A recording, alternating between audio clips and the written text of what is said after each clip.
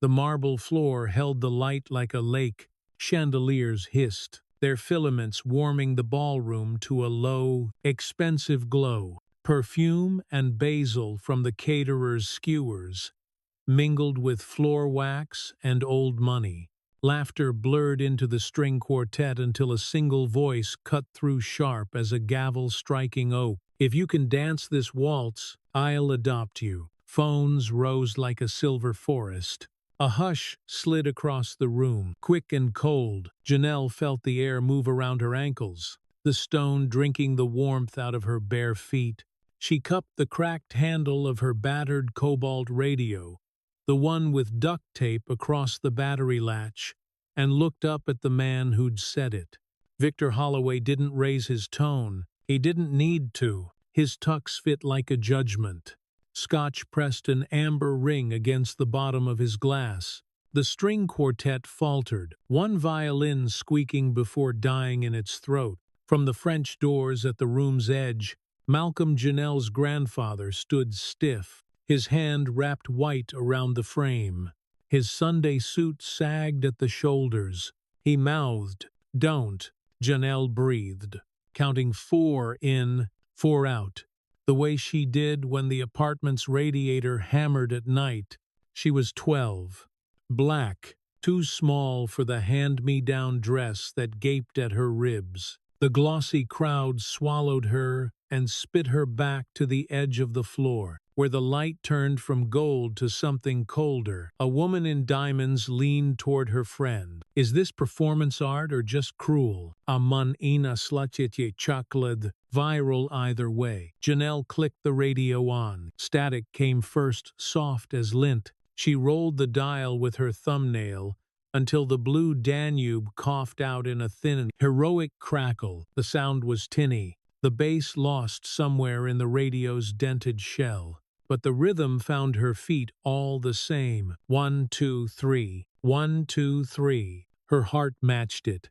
She hated that it matched it. Victor lifted his chin. Well, she met his eyes. She could taste metal on her tongue. A penny's taste that came when she was scared. "You don't scare me." Someone snorted. Someone else whispered, "Brave little weed." The word weed stung and warmed. Weeds lived, no matter who tried to pull them. Victor's mouth curved without warmth. Then dance. A boy broke from the edge of the crowd before she could move. Thin, pale, a gold pin on his lapel the size of a teardrop. He was all angles and certainty, until he wasn't up close. Janelle saw the freckles and the small nick on his chin where a razor had won. He held out his hand. "You shouldn't have to be alone," he said. Behind him, a woman's voice taut, moneyed, "Ethan, don't you darry." He didn't look back. Janelle didn't move. The radio panted its waltz against the marble. The song seemed embarrassed by its own optimism. "You sure?" she whispered. "No," he said. Then he smiled. "Quick, but my mom's afraid of silence." "I guess I'm not." Her fingers found his palm was damp. The first turn went ugly, her heel skidding on stone, scuffed by too many shoes. A sound climbed in the room like wind in a stairwell gasps. Then that hungry clicking as phones tried to fix her inside their frames. She let the rhythm talk to her bones. 1, 2, 3. 1, 2, 3. She lifted her chin. Ethan counted under his breath. Akiet metronome.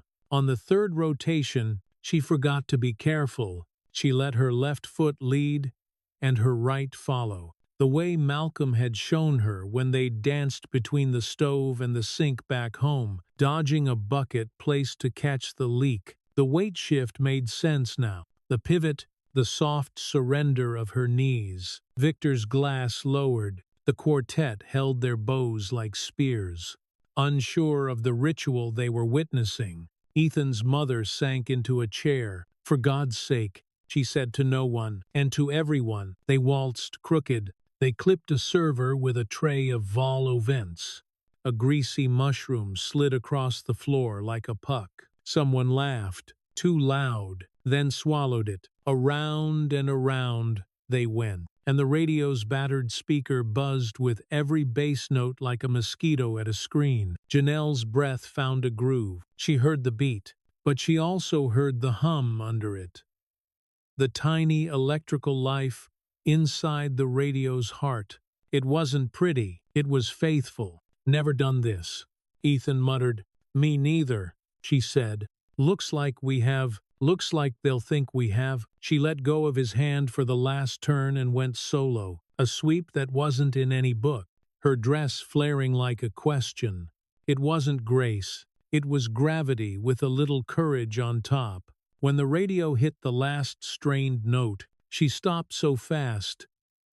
The room kept going without her. Silence dropped, thick and stunned. Her chest heaved. She looked for Malcolm and found him at the door, eyes bright with something that hurt. She turned to Victor. Do you keep your word, or only when someone's filming? A ripple ran through the room, the way heat runs over a highway. Victor seemed to wake from a nap he'd taken standing up. He set his scotch down and studied her, the way a man studies a map he doesn't like. I always keep my word, he said. Then say it. Janelle said, say it so I can hear. Phones lifted higher. Lights blinked. Little stars. I will take responsibility for your future. He said. Adopt, she said. He paused. The gap hung like a note the radio hadn't managed to hit. Adopt, he said. The room exhaled as one organism, a few clapped, unsure whether they were blessing a union or applauding a trick shot. A waiter rolled his eyes toward the ceiling and kept moving. The quartet shuffled music back onto stands, as if this were intermission and not a hinge. Janelle clicked the radio off. The quiet burned her ears. She picked it up by the strap, careful. The plastic was splitting, and crossed the floor to Malcolm. He folded her into him. Ribs and breath and aspirin and aftershave. His hand on the back of her head shook. You don't take dares from men like that, he said, mouth against her hair. He dared me in front of everybody, she said, the words small and stubborn in her throat. He dared himself, Malcolm said. That's what scares me. A man in a black suit appeared. Clean haircut, pocket square, like a white blade. Mr. Holloway would like to see the young lady in his study, he said, to discuss terms.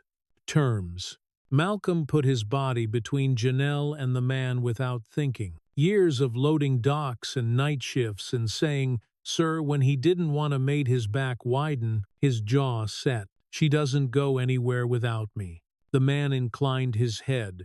Of course, Janelle felt the room, watched them leave not kindly, not unkindly, just with the appetite of people who will repeat what they saw later, with edits. As they stepped into the corridor, the music behind them started up again, something with a gentle violin that felt like a lie.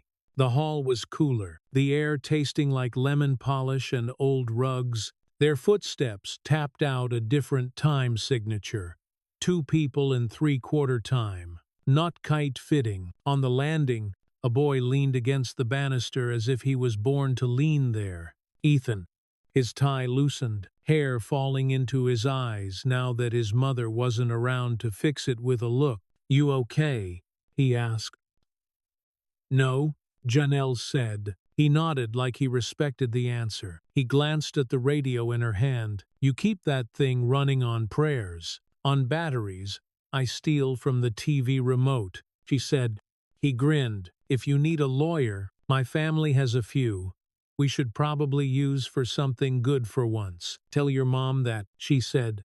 Pass, he said, but his eyes were kind. Good luck, Jay. She didn't remember telling him her name.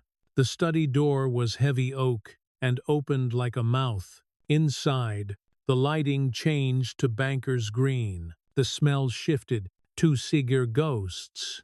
Leather, dust that had learned to behave. Victor sat behind a desk that could have been a boat. He steepled his fingers because of course he did. A screen on the credenza showed a paused frame of the ballroom, Janelle. Small and sharp, frozen mid-turn.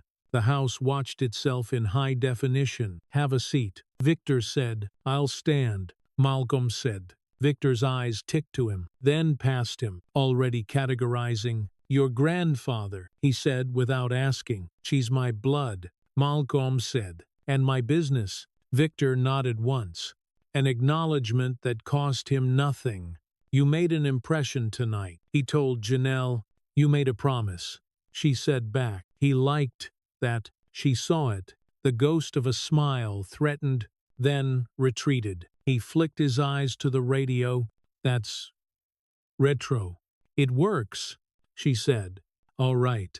He slid a white folder across the desk.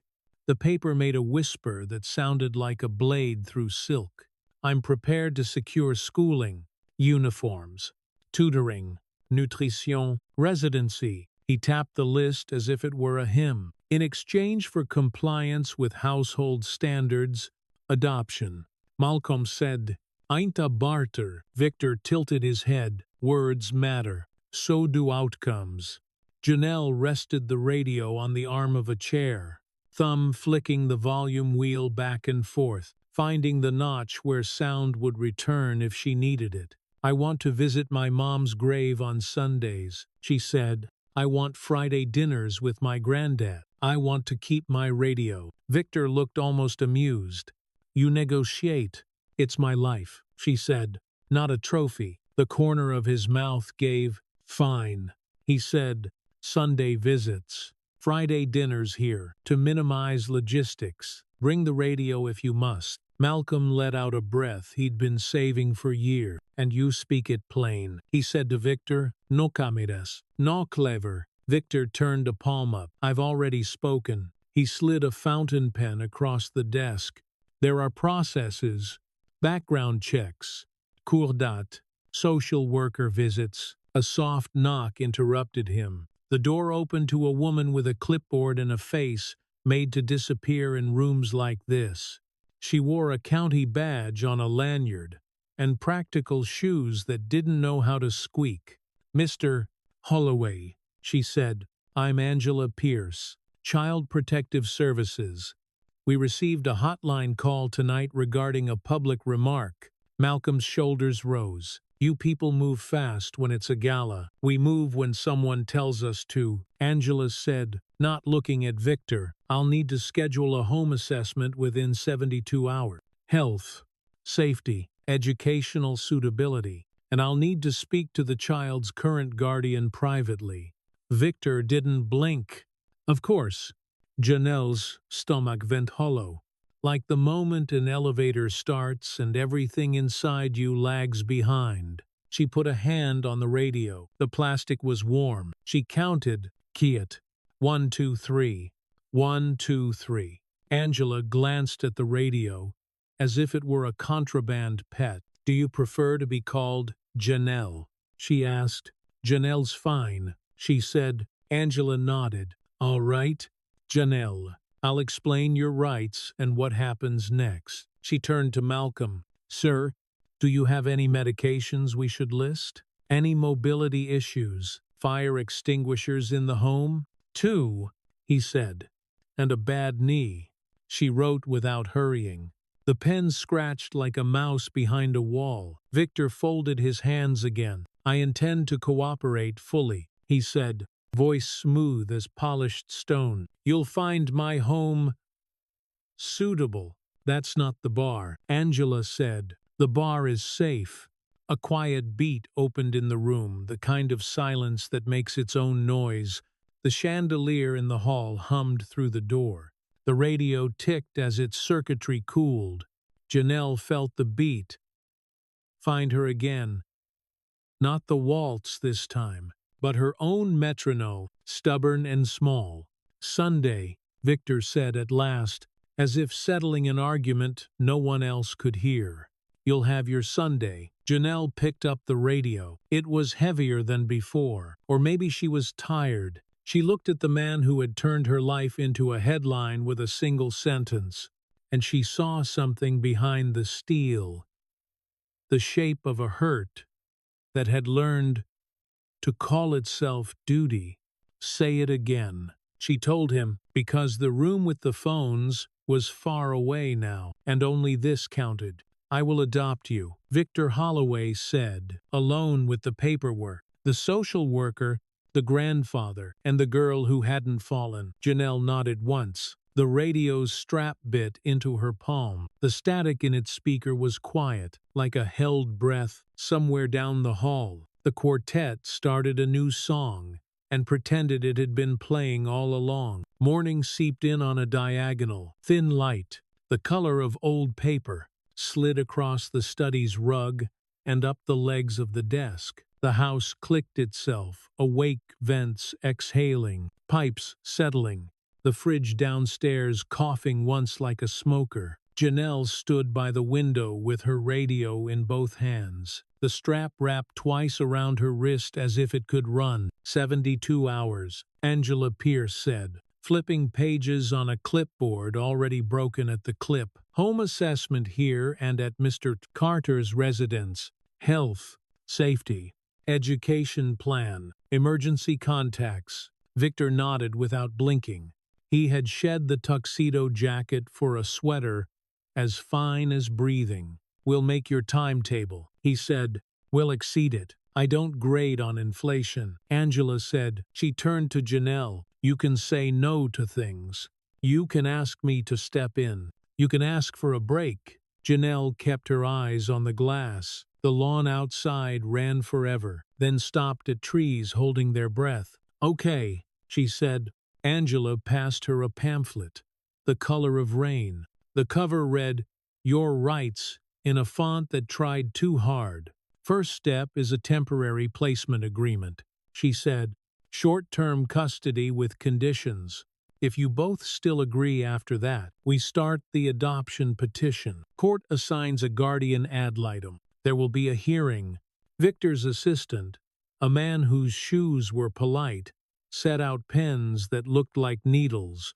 Malcolm stayed on his feet. He'd slept nowhere, eaten nothing, and wore the same suit.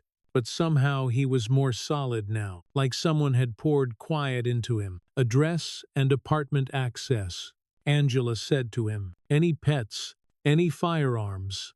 Any other minors?" "Two plants," he said. "They're hanging on by pure will." Angela's mouth tugged. "I'll list them under dependence." She scribbled, then boxed the humor, as if laughter had to be contained to remain appropriate. "Mr. Holloway will need copies of medical insurance card, immunization plan, school enrollment intentions, and—" "Already in motion," Victor said. And it was true. A woman had appeared at dawn, with a portable scanner and a tote bag full of forms. Another had assembled a clothing rack in the hall, with the speed of an ER nurse prepping a trauma bay. The house produced competence, the way trees produce leaves. Janelle powered the radio on for a second, just to hear the static. It sounded like frying snow. She powered it off. Her thumb hovered over the wheel, then let go. By noon, Angela had taken photographs of exits, smoke detectors, the pool fence, the window locks. She'd tested the water temperature in the upstairs bathroom, with a strip that blossomed pink at 120 degrees. She'd noted the absence of cleaning chemicals under the kitchen sink, locked in a janitor's closet instead. Behind a code, she made them recite. She walked the property with an eye that skimmed and also drilled down, the way a diver reads the surface before cutting in. At Malcolm's apartment, the assessment was faster, smaller, an honest place that smelled like pine sol and Sunday stew even on a Tuesday. Angela measured the distance between the stove and the window. She checked the dates on the fire extinguishers. She wrote, "No infestation observed," and "Stable caregiver and grandfather displays protective effect." Malcolm laughed at that last one, but his eyes went wet. "Friday dinners," he said to Angela as she packed her bag. "That's the deal. I'll note it," she said. "Keep your phone charged." Back at Holloway House, the rhythm changed. Papers became decisions. Decisions became schedules. A pediatrician's office confirmed records transfer. A school registrar answered on the first ring, voice eager, like someone who knew where Victor's donations were parked. A tailor rolled in a cart and measured Janelle's arms with a yellow tape that smelled like citrus. The housekeepers slid drawers open and tucked in sweaters that felt like apologies. A woman in black with a spine like a metronome appeared after lunch and introduced herself as Ms. Hawk Etiquette.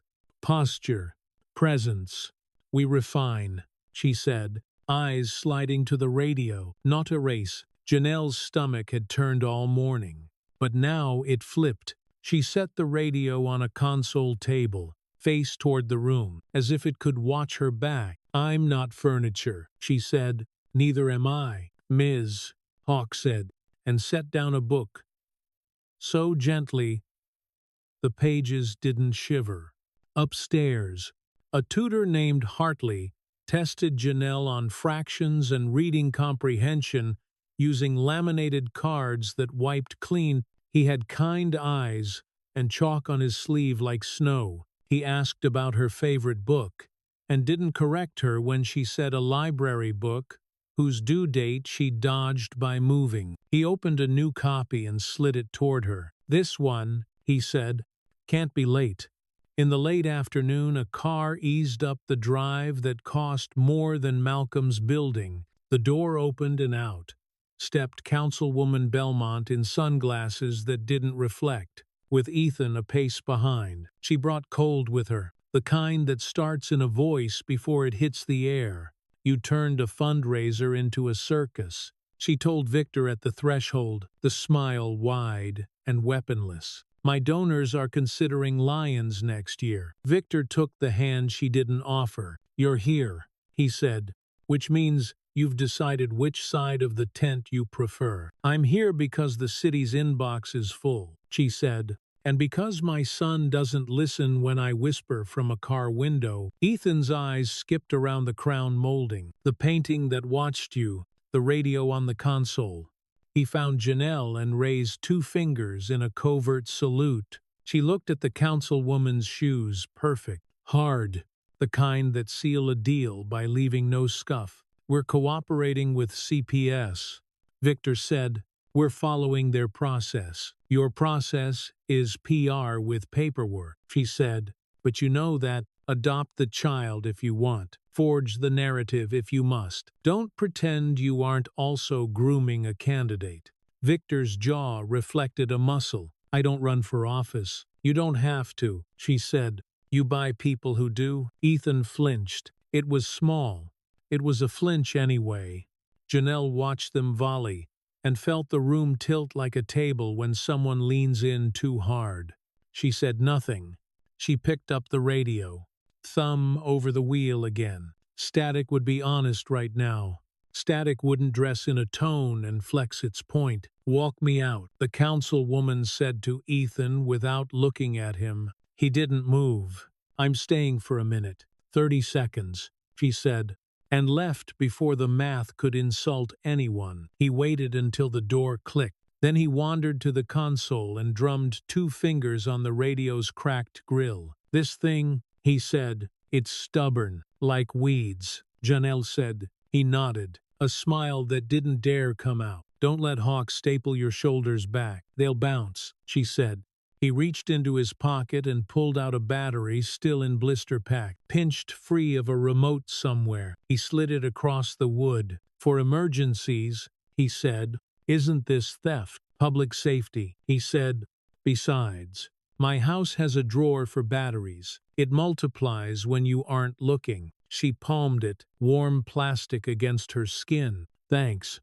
Down the hall, Victor watched them and didn't make a note. He was learning the difference between surveillance and seeing. It was a small difference. It changed everything. Evening brought a new texture linen, glass, the hush of a table too long for 2 people. Victor ate with economy, as if his fork had a meeting. Janelle's napkin felt like tissue for a gift she hadn't decided to accept. She tasted everything like a detective. The lemon tart made her think of the grocery pies Malcolm bought once a year with a coupon and the word treat so she put her fork down.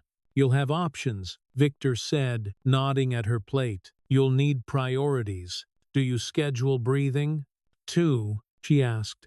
After Q3, he said, and there it was, the dry crack of humor, the line that admitted he knew how he sounded and still sounded that way. After dinner, Angela returned with a small scanner and a state printer that printed courage in grayscale. She took fingerprints on a glass pad that glowed like a small pond. She rolled them properly sides. Tips, nosmudging. She filled a chain of custody form for records and initialed the corners. She placed copies in envelopes. She taped shut and had them sign over the tape. Process, precise as stitches. In the morning, she said, I'll file the temporary placement order. A judge will sign it if all's in order. You'll get a call. You'll keep your phone on. We will, Victor said. Angela's face softened the way light softens a room in late day. You can call me if something feels wrong, she told Janelle, even if you don't have the word for it. I won't have your number memorized, Janelle said. Yet, Angela wrote it on the inside cover of the rain-colored pamphlet and circled it twice. Yet is good, she said. They left the study one by one, the house absorbing them like a patient old whale. Victor paused at the door and looked back at the desk, at the pen, the folder, the absence of scotch. He was a man who saved his vices for when they could be called strategy. Good night, he said, and meant it more than most nights he'd said it. In the room that would be hers, if paperwork and promises held, Janelle stood at the window and watched the lawn turn to a sheet of dark metal. The radiator here didn't clang. The street didn't spit up sirens. The quiet came with a price tag she couldn't read yet. She placed the radio on the sill. She unsnapped the battery door. The tape held. She slid Ethan's battery in her drawer and left the radio as it was, imperfect, loyal, humming in its sleep. She lay down on sheets that felt like they'd been ironed by someone who could iron a soul if asked. Her fingers twitched with leftover count. 1, 2, 3. 1, 2, 3. The beat slid off the day, and under the bed, a small animal curling. A faint hum lived in the wall. It wasn't music. It was the house thinking. Janelle turned on her side and watched the pulsing dot of the smoke detector blink its patient green. The light painted the radio face for a second at a time on, off, on like a heartbeat that refused to be tricked. She closed her eyes. The static in her head softened. Somewhere downstairs. A door clicked. Somewhere upstairs. Water moved through pipes. Somewhere in the city. Papers lay on a judge's desk, and a signature didn't know it would be asked to change a life. The radio said nothing. It was the loudest thing in the room. The call came just after sunrise, when the house smelled faintly of lemon oil and hot dust. Angela's number lit the screen. Victor answered on speaker, because the room had already decided to be official. It's signed, she said. Paper crackled near her mouth. Temporary placement order granted. Guardian ad litem appointed Ruth Yamamoto, retired public defender. She'll reach out today. Thank you, Victor said. Janelle watched the red light blink on the phone base. A tiny heartbeat. She didn't move. The radio on the sill took a breath and gave it back as silence. Congratulations, Janelle, Angela said, voice softer. This holds for 30 days. We review then. Okay, Janelle said. Keep the routine. Angela added, kids trust clock. The line went dead. The room exhaled. Downstairs. Breakfast steamed in bowls that looked like sculpture. Victor tasted coffee and consulted a color-coded printout. A schedule had arrived overnight, a choreography of tutoring, medical intake, a meet and greet at Northside Academy. His assistants moved like the idea of competence. You're touring the school at 11, he said. Admissions director is Dr. Lennox. Their band needs a drummer. I'm not a band, Janelle said. Neither are they, he said. They just march in the same direction. She snorted.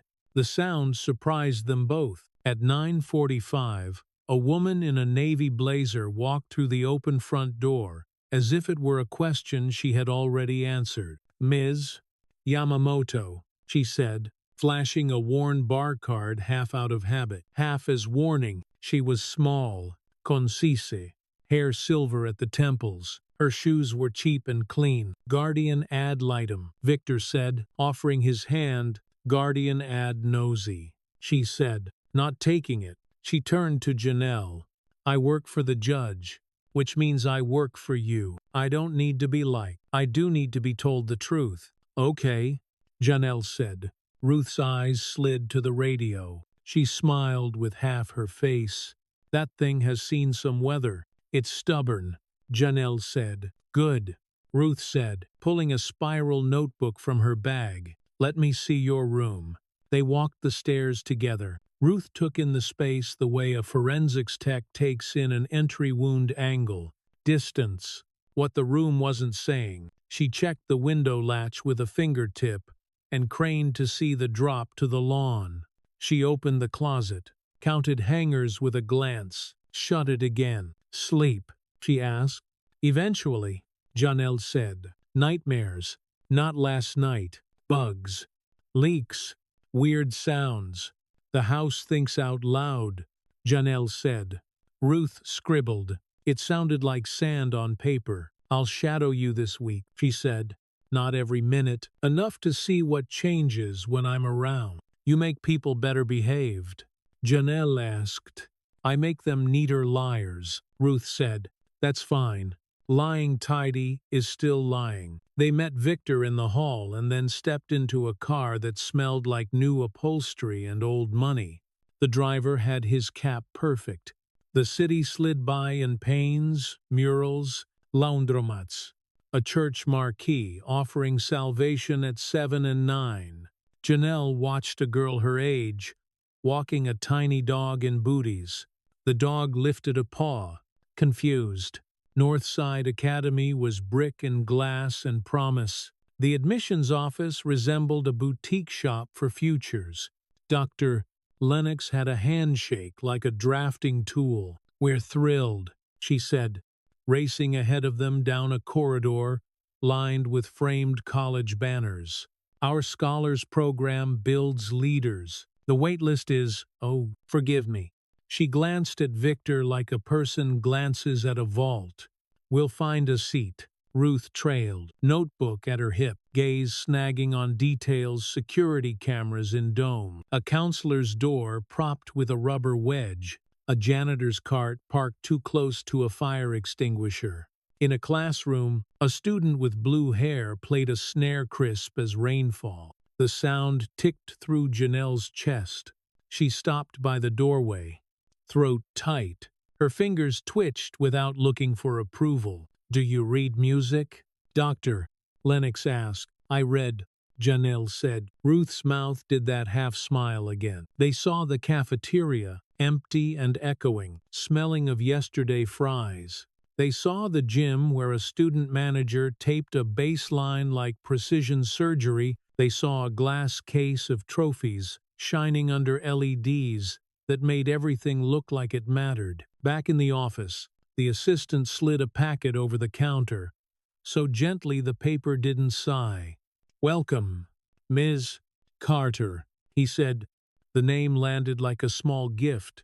Not Charity, not Case, Carter.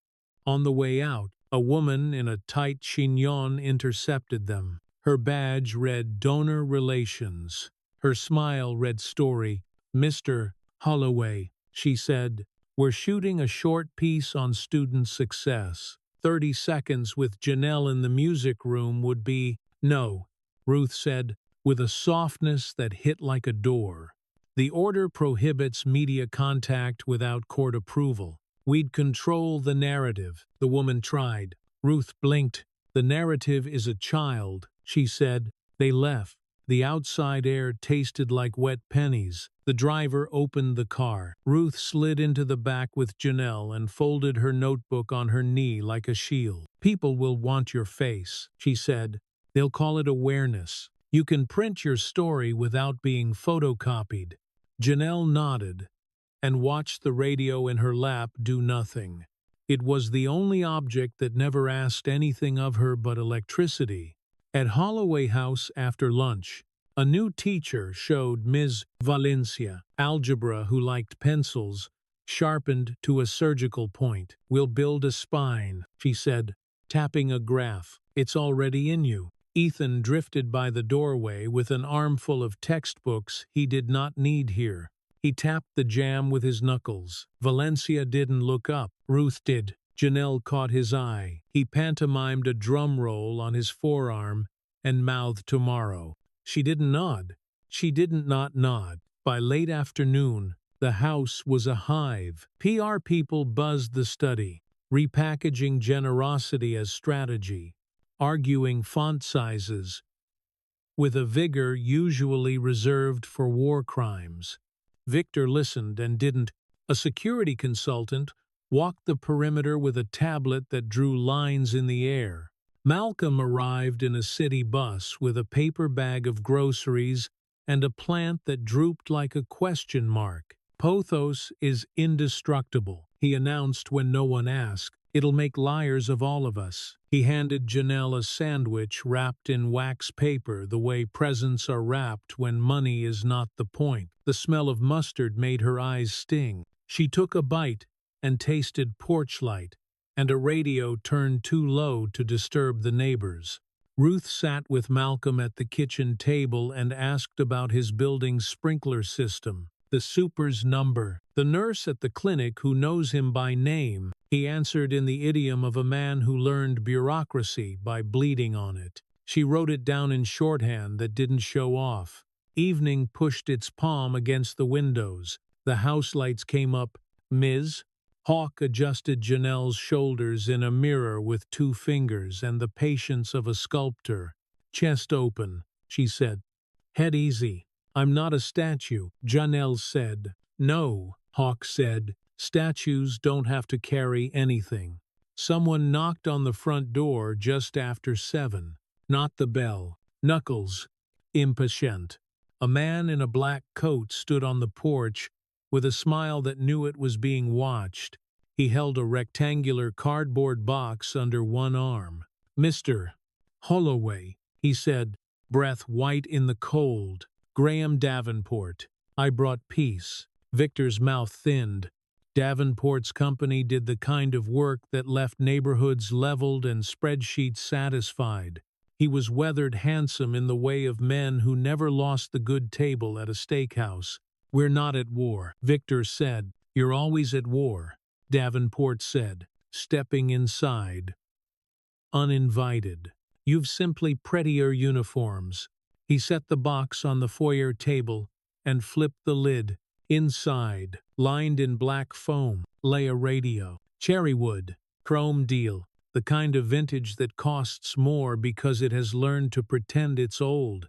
"I hear the girl likes music," he said, something with dignity. Ruth appeared like a courthouse. "Gifts to a minor must be logged," she said. "Chain of custody to the guardian. You can send it through counsel." Davenport looked at her like she had grown there. "And you are—" "Your new hobby," she said, taking out her phone to photograph the box. The serial number plate. His face. His laugh was soft. "Always a pleasure." "Holloway," he said, and left the box where it was, as if poison could be gift wrapped. After he was gone, the air tasted metallic. Victor closed the lid. "We'll store it," he told Ruth. "We'll document the storage," she said. She had him initial 3 places and sign across a strip of tamper tape. Then she did the same, and had Malcolm witness. Paperwork drew a fence around the thing so it couldn't pretend to be generous without an audience. Janelle watched from the stairs, hand on the banister, the wood warm. She felt the cruel echo of the box. A perfect radio, too perfect, gleaming like teeth. Her own sat scratched and stubborn on her windowsill upstairs. Loyal. Ugly. Hers. Later, the house emptied of visitors, leaving shadows long and honest. Victor stood in the dark of the music room and touched a piano key, so lightly it didn't quite sound. His face was emptied of politics. In that quiet, the house said what it always said. When people stopped performing, choose. Janelle climbed to her room, kicked off her shoes, and sat on the floor with her back to the bed. She put the radio between her knees, popped the battery door, and saw the tape holding the guts together like a promise. She pressed the wheel, static unfurled, soft and granular, like rain you couldn't see yet. She let it wash the edges of the day. She thought of Lennox and her banners. She thought of Ruth's cheap shoes and expensive spine. She thought of Davenport's box, the way good intentions sometimes hit a knife. The hum in the walls deepened. A sleeping animal shifting. A green dot on the smoke detector pulsed steady. The static curled and thinned. She turned the wheel until a station found her an AM sermon, crackling about grace, in a voice that sounded older than the city. She listened for a second, and then slipped back to static, the honest kind. She set the radio on the sill, face to the night. Down below, the lawn shone like graphite. Somewhere, a siren went by and didn't stop. Her fingers tapped a measure only she knew. One short beat, one longer. Then the long-held note that hurt and soothed. She switched the radio off. The silence that followed wasn't empty. It was full of what came next. Morning slid in thin and gray, the kind of light that makes silverware look like bones. The house smelled of toast and printer ink. Janelle stood at the window with her radio, thumb on the volume wheel. Riding the edge between silence and hiss, static steadied her breath. It was a small weather inside. Downstairs, Victor briefed the day like a general before a parade. School intake, medical intake. We keep receipts, he said, spreading folders like a card trick. He'd shaved too close. A crescent of skin glowed under his jaw. Ruth arrived in a thrift store parka with a legal pad and the authority of a stop sign. Intake first, she said. Then we let a doctor poke holes in the fairy tale. Which fairy tale? Victor asked. The one with lawns, she said. They moved. The car heater blew dust that smelled like hot pennies. Outside, city snow had been pushed into gray berms, crusted with rock, salt, and tire fragments. At Northside, the band room cracked the morning open sticks on heads, brass warming, the dry sweat tang of practice. A girl counted in under her breath, a metronome made of hope. Room for one more. Doctor. Lennox hovered at the door, her smile engineered to show all molars. The drum kit waited with its chrome grin. Janelle's hands hovered above the sticks, not touching, not. Ruth stood by the bulletin board, reading a posted policy on media access, pen underlining the phrase, without permission. Try this, a boy said, sliding over with skinny wrists and an old t-shirt from a summer music camp. He tapped a simple pattern on the floor tom. Heart, then hands. Janelle found the heart, then the hands. Sound bloomed soft at first, then firma, each beat a nail-driven flush. Her shoulder dropped an inch. The room, which had been pretending not to watch, failed at that. Placement audition in a week, the boy said. His name tag read Marcus in blocky Sharpie. You'll kill, he added. Then, hearing himself, flushed. You'll do great. Ruth's pen scratched, static in ink. Midday took them to a clinic that smelled like antiseptic and lemon disinfectant. A nurse checked reflexes with a rubber hammer that had seen better knees. The pediatrician wore sneaker soles worn flat, eyes ringed in blue like a bruise. He logged everything into an EMR, while Ruth watched the cursor like it might lie. Any pre-existing conditions, he asked. Existing, Janelle said. He smiled with the corners of his mouth. Sleep, sometimes. Appetite, when sandwiches look like a sandwich. He nodded. We'll file the report, he said, printing a copy for Ruth, who initialed each page by habit and by creed. The hospital hallway hummed with fluorescent ballast. Janelle caught herself, counting the flickers between clean ceiling tiles. On Ava number, a strange comfort. A janitor mopped around a floor sign shaped like a yellow warning. The mop head dragged its own small thunder. Back at the house, the danger came dressed as courtesy. A text pinged Victor's phone, then a second, then a third. He read and stilled. What? Ruth said. Leak, he said. On his screen, a 30-second clip of a convenience store camera granular, greenish. A black girl in a hooded sweatshirt Janelle's height, Janelle's gait slipping a candy bar into her sleeve. Captioned with the kind of charity that cuts rescuer's pet project not so innocent. Ruth took the phone and replayed it twice. Thumb tight. Timestamp. Victor zoomed. 3 weeks ago. East Harrow. His throat moved. Davenport's footprint. Chain of custody. She asked. Victor's mouth twitched. Non-existent. Ruth's laugh was a dry twig. Then it's art, she said. And art needs provenance. She typed an email to the court clerk, CC'd the judge's coordinator, attached the clip. The show cause language precise and sharp. I'll pull the original through subpoena. Store camera. DVR tower. Metadata. Until then, we say nothing. Janelle stared at the frozen frame of the girl on the screen. Her stomach went to concrete. She tasted old copper. Her fingers found the radio wheel in her pocket and spun to silence. Then back. Static, like proof of life. Does it matter if it's me? She asked, eyes on the pixelated hood. Ruth didn't soften. It matters if they can prove it, she said. And it matters if you know. Janelle let breath out slowly. I know where I was 3 weeks ago, she said. Home. With a radiator that clicks like a bad metronome. We'll get the radiator to testify, Ruth said. In the late afternoon, Ms. Hawk commandeered the long room with the walnut floors. She pulled on the air like a puppeteer, and the room obeyed. Weight over the ball of the foot, she said, not the heel. The heel is memory. The ball is choice. Choice is slippery, Janelle said. Then hold harder, Hawk said, stepping closer, barely touching Janelle's shoulder to draw it back.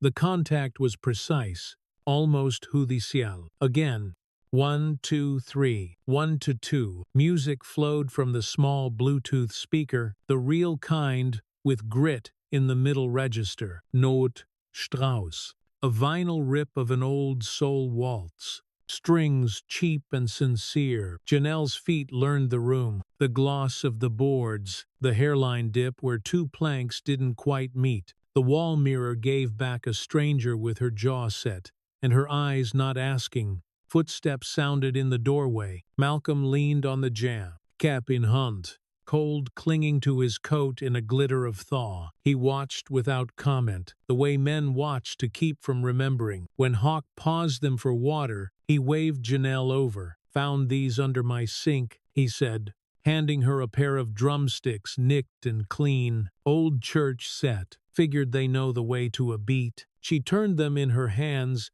The wood felt warmed by other hands. A notch near the tip matched her thumb like a handshake. They'll do, she said, voice mild to hide the quake. We'll inscribe improper later, Malcolm said. Make the truth harder to borrow. The doorbell chimed. Too many notes for a house this old. Victor gave a small sound, and Ruth's eyes lifted like a trigger pull. A woman stepped in, wearing the kind of red you wear when you want headlines to recognize you. She carried a garment bag. A garment bag carry here. Mara Finch, she said. offering a smile you could buy with a retainer. Stylist. We've got a donor gala tonight. No press, of course.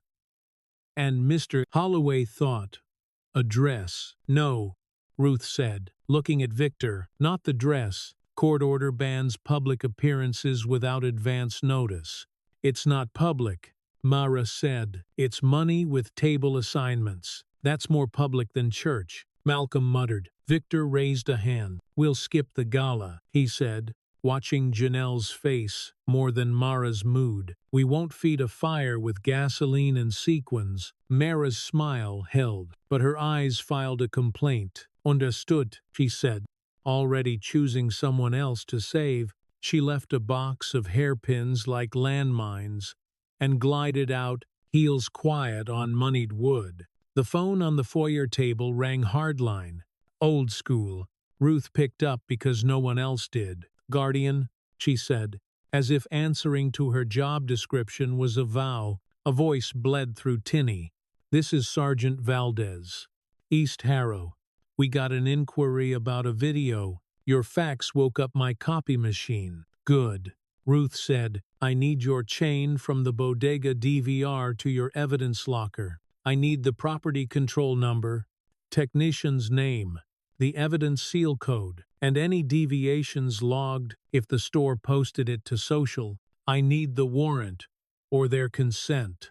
A pause. Paper shuffled. Store owner texted it to a reporter. Valdez said, no chain, no case. Then it's gossip, Ruth said, and we will treat it like gossip in a courtroom. Where you from? Valdez asked, a little wonder in it. Public defense. Ruth said, where gossip dies. She hung up and wrote everything down before her memory could lie to her. Evening slid its knife under the day. The house shrank to its lamps. Ethan appeared with a laptop and a bowl of grapes. I coded a thing, he said to Janelle, sheepish pride cracking his voice. A site to track rumors. Like whack-a-mole, but with receipts. She looked. The page was ugly on purpose, black text, white background, links filed like index cards. Each rumor had a source, a date, a rebuttal in plain language. It was bureaucratic poetry. Useful, she said, because she didn't know how to say thank you without feeling like the word was too large for her throat. He nodded and picked up a grape, rolled it, set it back. I'll add the video, he said, with a blank space where proof should be. Dark humor slipped in. A relief valve. You built a church for facts, she said. Synagogue, he said. All are welcome. No singing unless it's off-key. They smiled and let it pass. At 7:15, something cracked the quiet. Not glass. A sound like a drawer yanked too far. A clatter. Then a woman's voice in the hall, tight with offense. Janelle and Ruth were closest. They stepped out to find two security contractors, both in matching fleeces, trying to be taller than Malcolm, who had his hands open the way you hold a bee that's landed on you. He's not on the guest list. One said, he's her family. Ruth said, and this is not a gala. Protocol, the other started. Protocol requires you to learn the names of the people you're paid to protect. Ruth said, no, louder, much colder. Victor arrived. Jacket on. Tea off. Out. He said to the guards, you're done today. Start again when you remember who you work for. They hesitated. He held the door. They went, clonking over the threshold, like men sent to time out. Malcolm laughed under his breath, a rusty sound. Rich folks fight Polita. He said, still ends with somebody fired. Janelle stood very still and felt the old shape in her chest. The shape the world keeps for you when your name is too often a suspect description. It was a familiar furniture. It did not look good in any house. She went upstairs. The radio waited, square and stubborn. She set the new drumsticks next to it like an offering. She turned the wheel. Static came on like rain, soft at the start, then loud enough to hide in. She listened for the station under the noise. Not to hear it, but to know it could be there if she wanted. On the desk, Ruth's business card lay like a small oath. On the dresser, Hawk's post-it chest, open, leaned against a comb. The day's weight settled evenly. Accusation, politely dressed. Refusal, quietly armed. Kindness, half-coded. The marble floors downstairs would hold every foot that crossed. Remember each squeak and turn. An archive no court could subpoena. Outside, a plow scraped stale snow into newer piles. The noise traveled up the drainpipe and into the wall. A low groan the house and Janelle shared. She switched the radio off. The silence was a stage. From somewhere below, the piano spoke a single note and stopped. A pulse, a promise, a question held in its mouth. Dawn came thin and brittle, the kind of cold that makes breath look like a secret escaping. The house held steady heat and the smell of coffee, but the windows sweated on the inside. Janelle woke to static. The radio dial, a hair off station, the hiss soft as a cat behind a couch. She let it run. It anchored the air. Downstairs, Ruth spread forms across the dining table like a card sharp. Service copies, affidavits, a motion in lemon drafted with edges you could cut your thumb on. We're up first on the docket, she said, ticking boxes. Authenticity, relevance, un due prejudice. We fight on all three. Victor flipped his cuff and glanced at the grandfather clock. Press is already outside, he said. They smell a story. They can smell their own, Ruth said.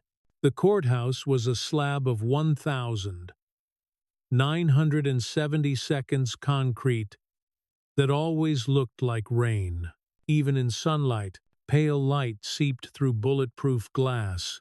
A metal detector coughed every fourth person. Janelle walked between Victor and Ruth, hands jammed into her coat, drumsticks in one pocket, radio in the other. The drumsticks knocked her thigh in a small metronome. On the steps, microphones grew on stem. A reporter leaned in with teeth too white for January. "Is your ward the girl in the theft video?" he asked. "No hello?" Ruth didn't break stride. "If you can name a chain of custody officer on that clip," she said, "I'll knit you a sweater." Inside, the courtroom smelled like old varnish and wet wool. The judge, Morales, ran a tight room, hair cropped close, glasses low on the nose, a reputation for liking receipts. She looked over the rims now as if grading a paper.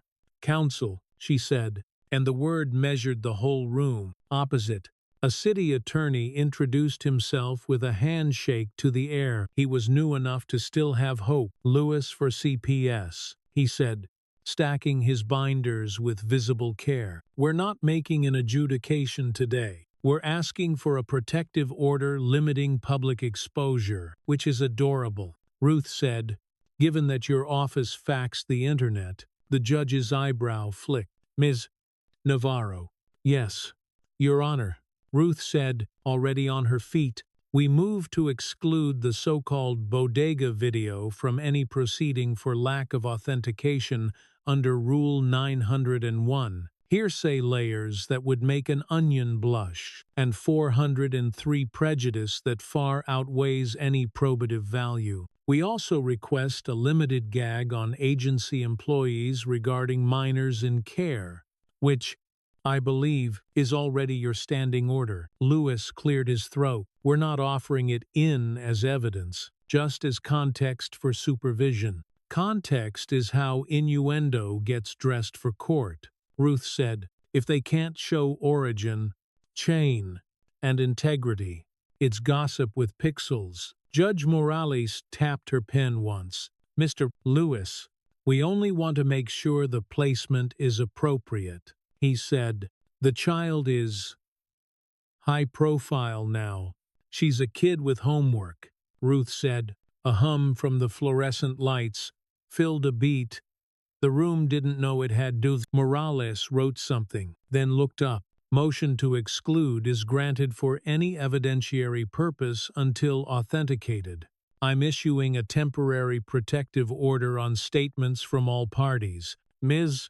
Navarro, Mr. Lewis, I expect your clients to comply.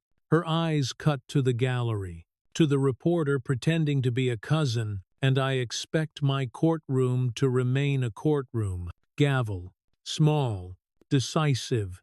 The sound landed in Janelle's chest like a third beat in a two-beat bar. In the corridor, the temperature rose 5 degrees, and so did the noise. Ruth peeled off to file copies with the clerk. Victor angled his shoulder to block a photographer. He failed. The flash chewed the air. Home, he said. Not yet. School. A placement audition waited like a coin toss. Northside's auditorium held the old smells: dust, velvet, trumpet oil.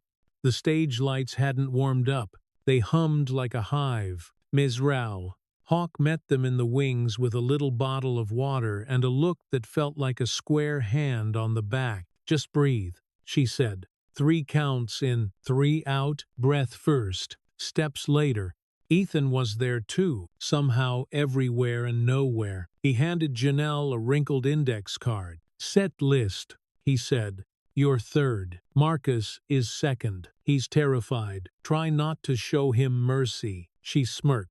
It was small, and it stayed. From the house, parents whispered the way people whisper when they want to be overheard.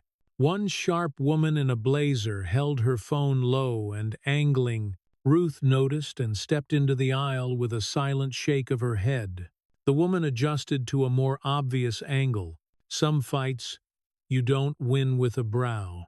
Number 2. The band director called, and Marcus went out, shoulders squared under a shirt too big. He counted himself in and kept time like it owed him money. He came off stage with eyes dry and hands wet. You got this, he told her, like a dare to himself. Number 3. Janelle walked to center and felt the boards flex. The house was a dim bowl of shadows. And parents, the first note crept out of the piano. Hawk had chosen a soul waltz again, something with ache in the middle, a rhythm like a held hand. Janelle's feet remembered weight, remembered the bow of the floor, the shallow notch where the second board meets the third. 1, 2, 3. 1 to 2 she found the heart and then the hand. She didn't kill. She carried. Her back stayed open the way Hawk had written on the post-it. At the turn, she added a breath that wasn't in the music, and the breath made a seam you could feel. When she finished, the room did the thing rooms do when they know they should clap, but also know it will scare something off. Then the sound came, not loud. Enough. Backstage. Hawk took her by the elbows and set her down like a precious object. There, she said. Lo, that's yours. Janelle exhaled until the edges of her vision softened. Static filled her head. But it wasn't panic. Static. It was snow on a television when the station signs off at 2 m. and the world decides to be honest for a minute. They didn't wait for postings. Ruth moved them out the side door into gray daylight that felt less like mercy than intermission. On the sidewalk, Dr. Lennox leaned against a brick column as if she'd grown there. Courtroom went well, she said. Her smile did something rehearsed. Judge likes you, Janelle. That helps. Judge likes rules, Ruth said. Lennox cocked her head. The gala was harmless. She said to Victor, you overcorrected. Donors like a story they can touch. Donors will survive. Victor said, my kid isn't networking. Lennox's eyes moved to the drumsticks peeking from Janelle's pocket. New, she asked. Old, Janelle said. Lennox's smile thinned. This isn't a shelter, she said, meaning the house, meaning everything. It's a stepping stone. Don't let her camp on it. Noted, Ruth said, and steered them away. They made it to the driveway before the patrol car turned in behind them. Lights off. The presence louder for it. 2 officers stepped out with their vests, fat with pockets. One, was the kind of polite that burned. The other let his eyes travel the trim. Welfare check. The first said, "We got a call." "What exigency?" Ruth asked, already moving to the porch where the overhang made sound stick. Her posture widened by half an inch, enough to hold space. "Anonymous," he said, "allegation of neglect." Ruth's laugh had no humor in it. "You want to see neglect," she said. "Try a heater that smokes when it thinks too hard. Try a mother who works doubles until her ankles leave bruises. Try a school that never learned her name. Here you have heat, food, and adults with bar numbers. You don't have exigent circumstances. You need a warrant." Polite burned brighter. "We can still look around," he said. "Voluntary. Voluntary is what people with badges call a confession." Ruth said, "No." The second cop shifted his weight and lost. "We'll note your non-cooperation," he said. "Note this too," Ruth said, and held up her phone so the screen made him flinch. "Your names and badge numbers." For the file, they left, no slam, just gravel und a tears. The silence afterward had splinters. Malcolm came out from the side yard with dirt on his palms, and a look that said he'd been ready for the old world to show. He wiped his hands on his coat as if cleansing mattered more than clean. "They always come two," he said. "One to talk, one to listen." "Which one were you?" Janelle asked, not looking up from the drumsticks she was turning in her hands. "Depends on the song," he said.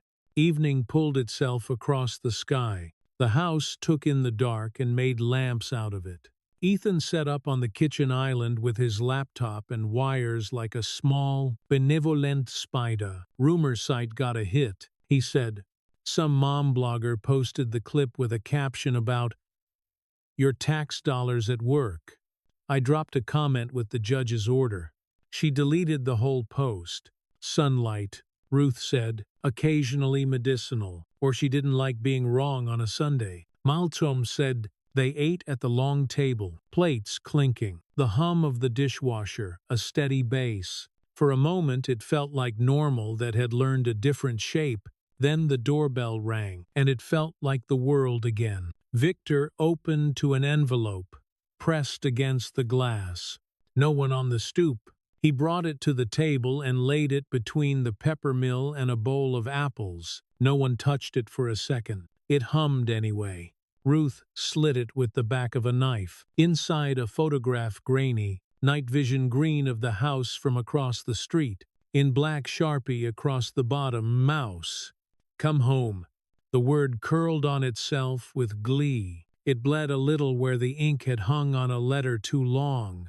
Malcolm's jaw moved. Ethan swore in a whisper. Victor's hands went still on the tabletop. Ruth flipped the photo over and slid it into a manila folder without naming the temperature in the room. "We log it," she said.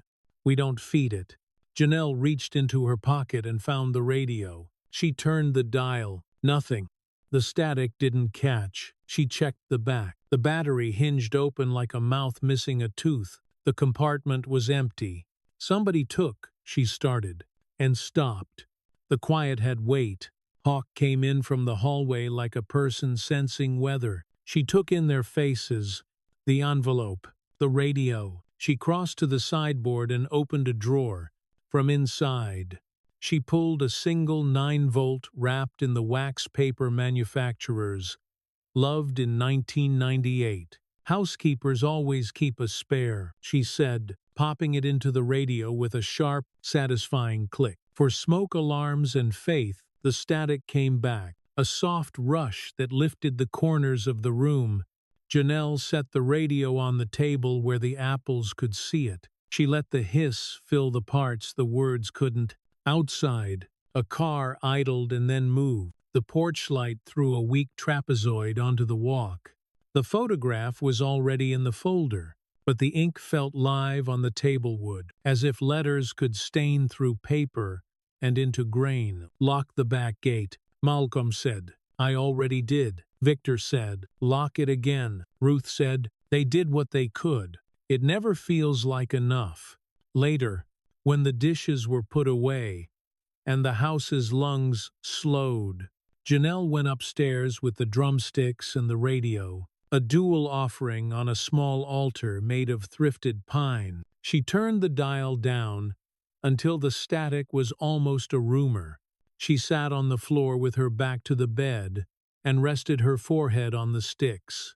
You weren't the girl in that video, she told herself, and the thought wasn't a plea. It was a remembering. Down the hall, a radiator clicked a pattern that didn't quite repeat.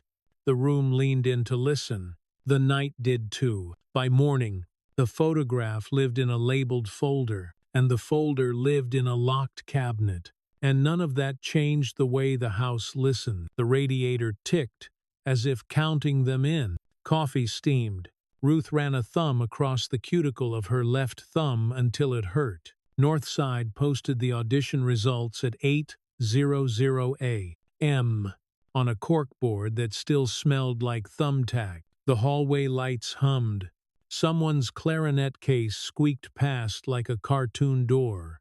Names were inked in block letters. Janelle found hers midway down. Third alternate for the spring showcase, a place that counted. If someone else broke an ankle or a promise, she didn't say anything. Her shoulders stayed level. Her hands stayed in her pocket on the drumsticks. Alternates play like thieves, Hawk said. They stay ready. The list'll change. Ethan said, reading the board like it was weather. It always does. People bail when it's boring to them. Not you, Hawk said, dry. He grinned. Never me. Ruth had other news. She held her phone like a scalpel. Internal Affairs sent me the CPS email dump at 2 a.m., she said. Anonymous transfer. Could be a trap.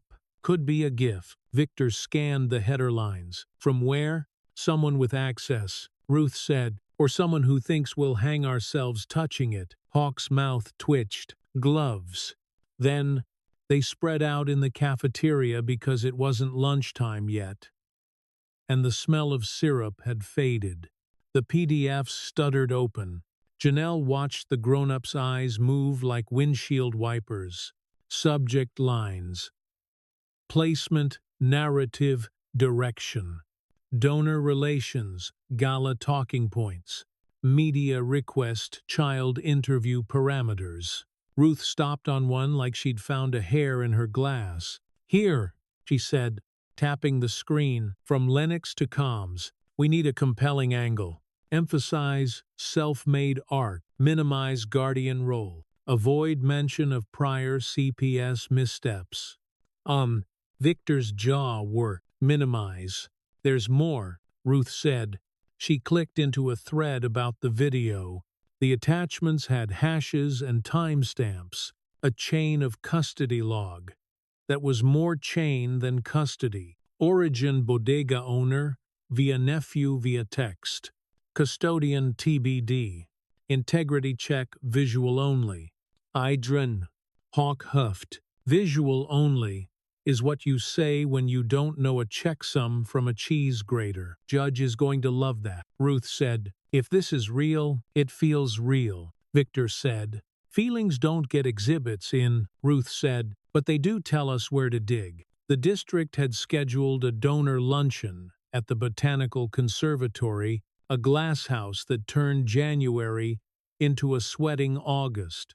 Lennox loved it because palms framed pictures well. Her staff had sent scripted remarks, bullet points dressed as compassion. If we don't show, Ruth said, she wins the narrative by forfeit. We go. Victor said, we keep it clean. They went. The conservatory breathed like an animal. Condensation gathered and touched your face with a wet finger as you walked. Linen tables had name cards that pretended to be neutral. There were servers with trays that never emptied.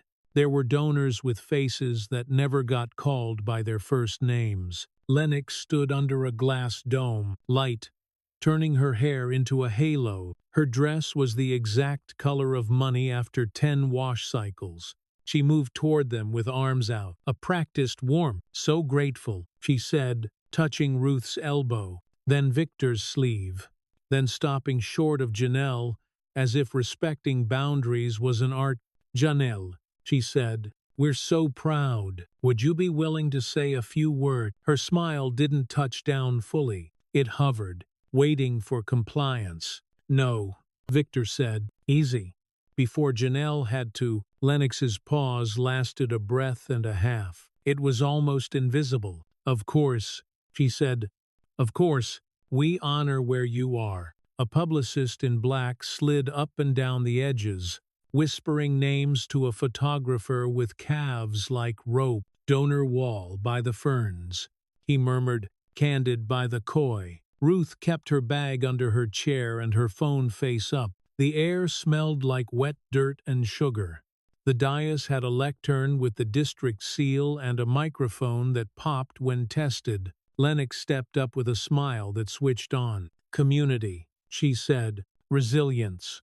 Her hand curved to include the plants, the glass, the people who wrote checks like vows. At the back of the room, a teenager in an ill-fitting blazer poured water into a pitcher without looking. He had the posture of someone who wanted to be mistaken for furniture. Janelle watched him the way you watch a drummer get ready. He was careful. He was invisible. He had a key ring at his belt that sang when he moved. "And it's our privilege to shepherd stories like Janelle's," Lennox was saying, with dignity and discretion. "We're grateful to the Belmont Foundation for their generous match." On quay, a power couple waved like prom royalty. Ms. Belmont wore sunglasses under the dome. Ethan stood near the entry, jaw tight, as if caught between blood and oxygen. Hawk elbowed Ruth. "Small, your phone," she whispered. On the screen, a new email pinged from the same burner as the dump. Subject: "You'll want this before she finishes."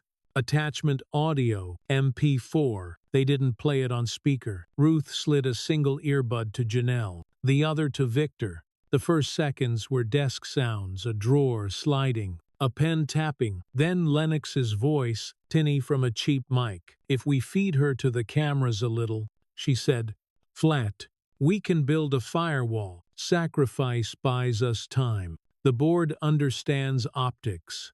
A second voice, male, but it's easy. "And the video, float it," Lennox said, then disavow. "If we disown it, it looks ethical, but it does its work." Janelle's stomach tiled. The room felt a degree warmer. Then, too, her hands went cold. The radio in her pocket was off, but she swore she could hear the faintest hiss, the ghost of a signal trying to find itself under all this glass. Ruth didn't look up. She made 3 gestures in quick succession, save, "Forward. Encrypt.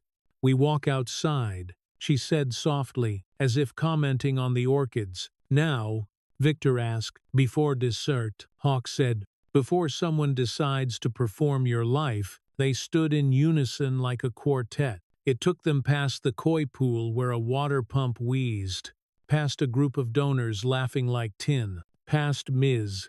Belmont's sunglasses turning their way. No one stopped them until they hit the service corridor where the air went cool and the lights were honest. The teenager with the keyring appeared from behind a rolling rack of glasses. Up close he was freckled and watchful. He put a finger to his lips. He held out a flash drive, small as a thumbnail. "She deletes on Fridays," he said, voice barely there. "It thinks it's routine. I think it's cleaning." "What's on it?" Ruth asked. "Pull logs," he said.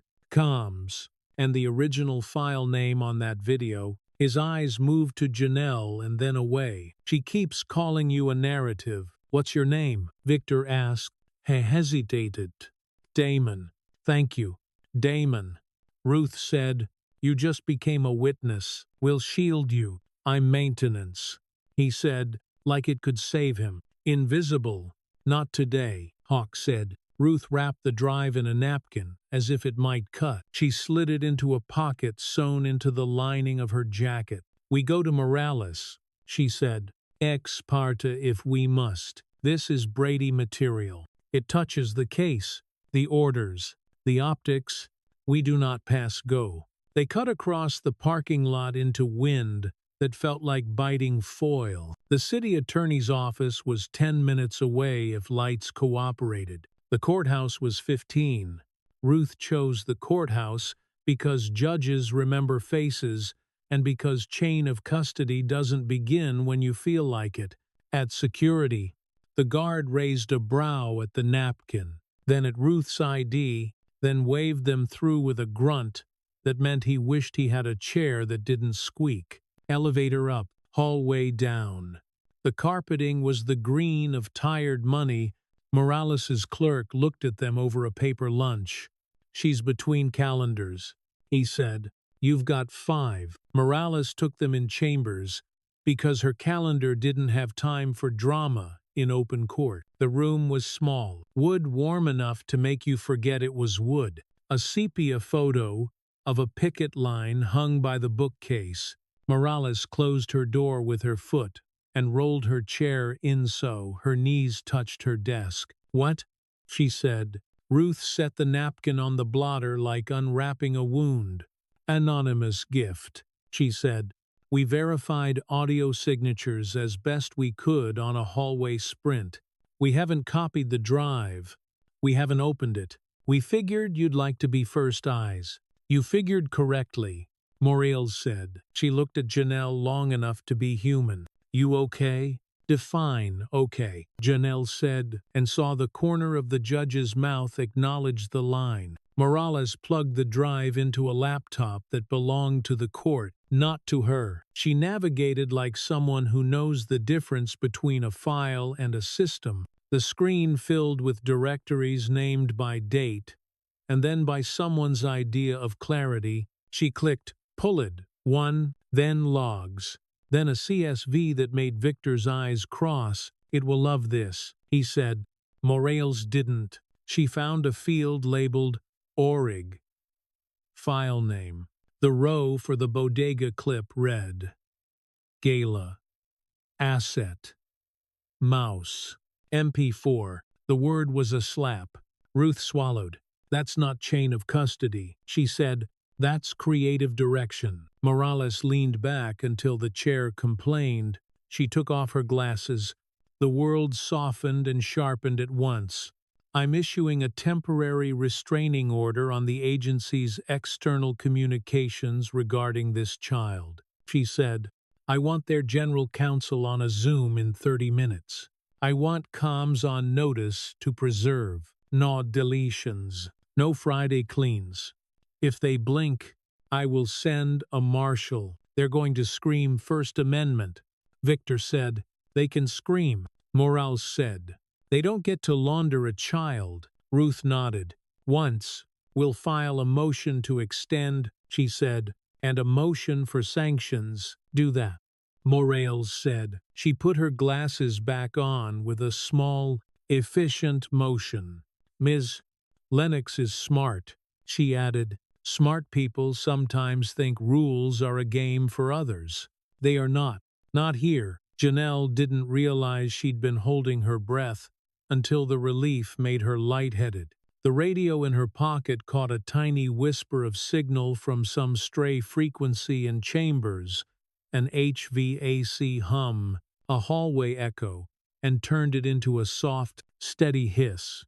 It sounded like waves pressed flat. On the way out, they passed Damon at the end of the hall with his hands deep in the pockets of a blazer he'd borrowed. He didn't look at them. He looked at the floor tiles and their flecked disorder. Hawk slipped him a card with a number scrawled on the back. He slipped it into his shoe like a secret. Outside, the air knifed their cheeks clean. Sirens ran somewhere they weren't. The botanical dome glittered across town like sugar. Janelle pressed the radio to her ear for a second and listened to the nothing that wasn't nothing. "Alternates play like thieves," Hawk said again. "To no one.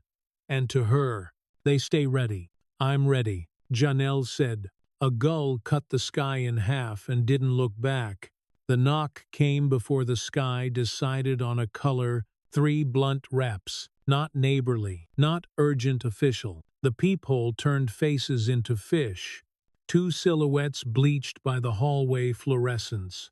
1 badge lifted. one clipboard ready. Victor moved first. Janelle slid her palm into the pocket with the radio, thumb finding the notch that turned nothing into a soft hiss. Victor Hale, the woman said through the door, voice flat as a form. We have an order? He opened to the chain. From which court? Juvenile. Emergency ex parte, she said, passing the paper like a hot plate. Temporary removal pending review. The paper crackled. The seal was real. So was the signature some judge they'd never drawn. The kind who took the docket that never made the paper. Ruth's hair was in a messy knot, and her eyes were awake in the way caffeine can't buy. She read upside down. There's a TRO on all agency communications regarding this child, she said. Morales signed it yesterday. The man with the clipboard didn't blink. This isn't communications. Janelle felt the floor tilt. The carpet had a stale hotel smell, like someone else's sleep. She met the woman's eyes through the gap. Steady.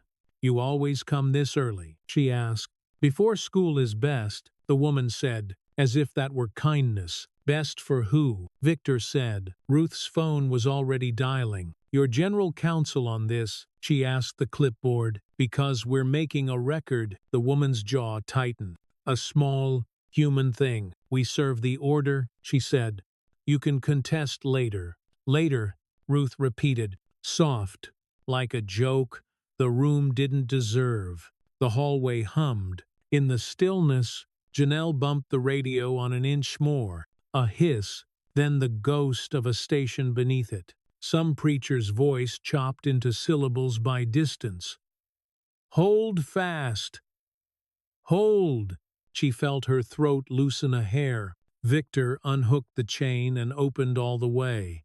You're not taking her today, he said. Not without Morales hearing it. You can walk with us to her courtroom, or you can arrest me for compliance with a lawful order. I'm very photogenic in cuffs. The clipboard looked at the badge. The badge looked at the paper. Ruth held her phone up. The voice on speaker tinny but clear. Judge Morales, Ruth said. Ex parte removal just landed. Different judge. Morales didn't raise her voice. Put me on with the serving officer. The woman shifted her weight. She took the phone like it might stain and held it a few inches away. This is Morales, the judge said. My TRO is in effect. If you remove this child absent imminent harm, you will answer for it in my courtroom this afternoon. You will also explain why your agency forum shopped an order. The silence had edges. The woman exhaled through her nose, a sound like surrender, stripped of pride. We'll await review, she said finally, but we're required to keep visual contact. Then grab a chair, Victor said. Stepping aside, we make coffee. He did. The officers stood by the doorway like coat racks that breathed. Ruth sat on the edge of a chair and typed with two thumbs, short, hard bursts. Janelle perched on the arm of the couch and watched the window go from blue to gray to something like day. The radio breathed against her palm. School pretended to be normal by 8. The hallway smell flipped from overnight cleaner to pencil shavings and human heat. Posters begged for attendance. The corkboard still winked names in block letters. Hawk's whistle found them in the gym. I heard, she said, like a coach hearing weather through a wall. We pivot. Define pivot, Ethan said, appearing with a backpack he didn't know how to wear. Hawk tossed him a practice ball. We stay loud where the rules are quiet. She looked at Janelle. You warm. Trying, Janelle said. They ran patterns. Bodies cutting, sneakers scuffing the floor until a thin powder rose and made the air taste like friction. Hawk's voice sliced and stitched. On the 3, watch the 4. Trust your feet. It wasn't basketball. It was timing. It was breath. It was how to move when everyone is watching for you to trip. The assistant principal came in with his face doing that polite, urgent shape He beckoned Hawk with 2 fingers and a smile that wasn't for them. She wiped her hands on her pants and went. 3 minutes later she was back without the whistle. "District says I'm suspended pending review," she said, deadpan, as if reading a grocery list. "Inappropriate boundary maintenance." Her mouth creased at the corners. "I guess I cheered too loud." "You can't be suspended for caring," Ethan blurted, then looked like he wished he'd swallowed it. Hawk grinned without teeth. "Kid, you'd be amazed what they can call policy." She put the whistle in Janelle's palm. "Cooled plastic, worn cord. Alternates lead without permission," she said. "I'll be back." It hit like a bruise, forming the delayed kind. Janelle closed her fingers around the whistle till edges bit. The radio in her pocket hissed. A beat. Another. She drew breath the way Hawk taught down into the back. "Make a shelf. Stand on it." Again, she said, and the team moved. Because the body knows what the mouth believes. Damon waited by the loading dock. Jacket too big. Key ring silent for once. He didn't waste anyone's time. He slid a folded printout from his sleeve and held it flat with both palms. Columns of calendar invites, color-coded like a map of a city no one wanted to visit. Operation Chrysalis, he said. That's what they named the rollout. The talking points, the pivot. If the video got traced, Ruth's eyes scanned in small fast darts. "Who's on the invite?" He pointed. "Lennox. Comms. Belmont Foundation's liaison." A name Janelle didn't know. Davenport outside council. A timestamp from last week, the morning after the gala. Agenda item 3. Damon said, "Firewall narratives." Agenda item 4. Contingency Guardian non-compliance. He tapped a sub-bullet. Explore emergency petition in alternate venue. "Oh, forum shopping," Victor said. They wrote it down. "Smart people leave trails when they think they own the forest." Ruth said. She lifted her gaze to Damon. "You sure you want this life?" He shifted. A blush darkened the freckles. "Want has nothing to do with it," he said. "I work where the trash goes." "Not today," Janelle said, and watched the way the sentence squared his shoulders. By noon, the TRO had teeth. Morales set a hearing for 3 and reserved the right to invite agency counsel for a public scolding. Ruth filed 2 motions and a press request with the kind of practiced speed that looked like grace. They ate standing in the corridor, hummus and celery and a mouthful of nerves. Ethan texted, and then didn't. He hovered at the edge of their day like weather. At 1:20 he appeared under the courthouse awning, hair damp from a mist that hadn't decided to be rain. "My mother," he said, eyes on the tips of his shoes. "She's on the foundation's call list as legacy donor. She thinks legacy is a kind of charity you can wear to brunch. You telling us this gets you grounded." Ruth said, "I was born grounded," he said, dry. He handed Janelle a card key. "Hotel Blue, 5th floor of the Conservancy building. They called it the Green Room during the gala, but it's just a server closet with a fern. The key is for the staff elevator. They store backup drives there over the weekend." He glanced over his shoulder. "I don't know what I'm choosing. I just know I can't stand still." "Standing still is a choice," Victor said, not unkind. He touched the kid's shoulder. "Light. You'll figure the rest out." Ethan exhaled a laugh that almost got stuck.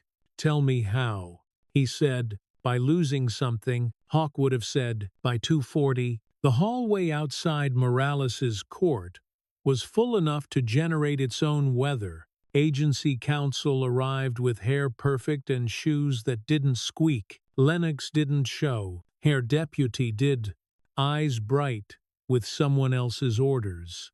A reporter from the local paper pretended to look at her phone while not missing a thing.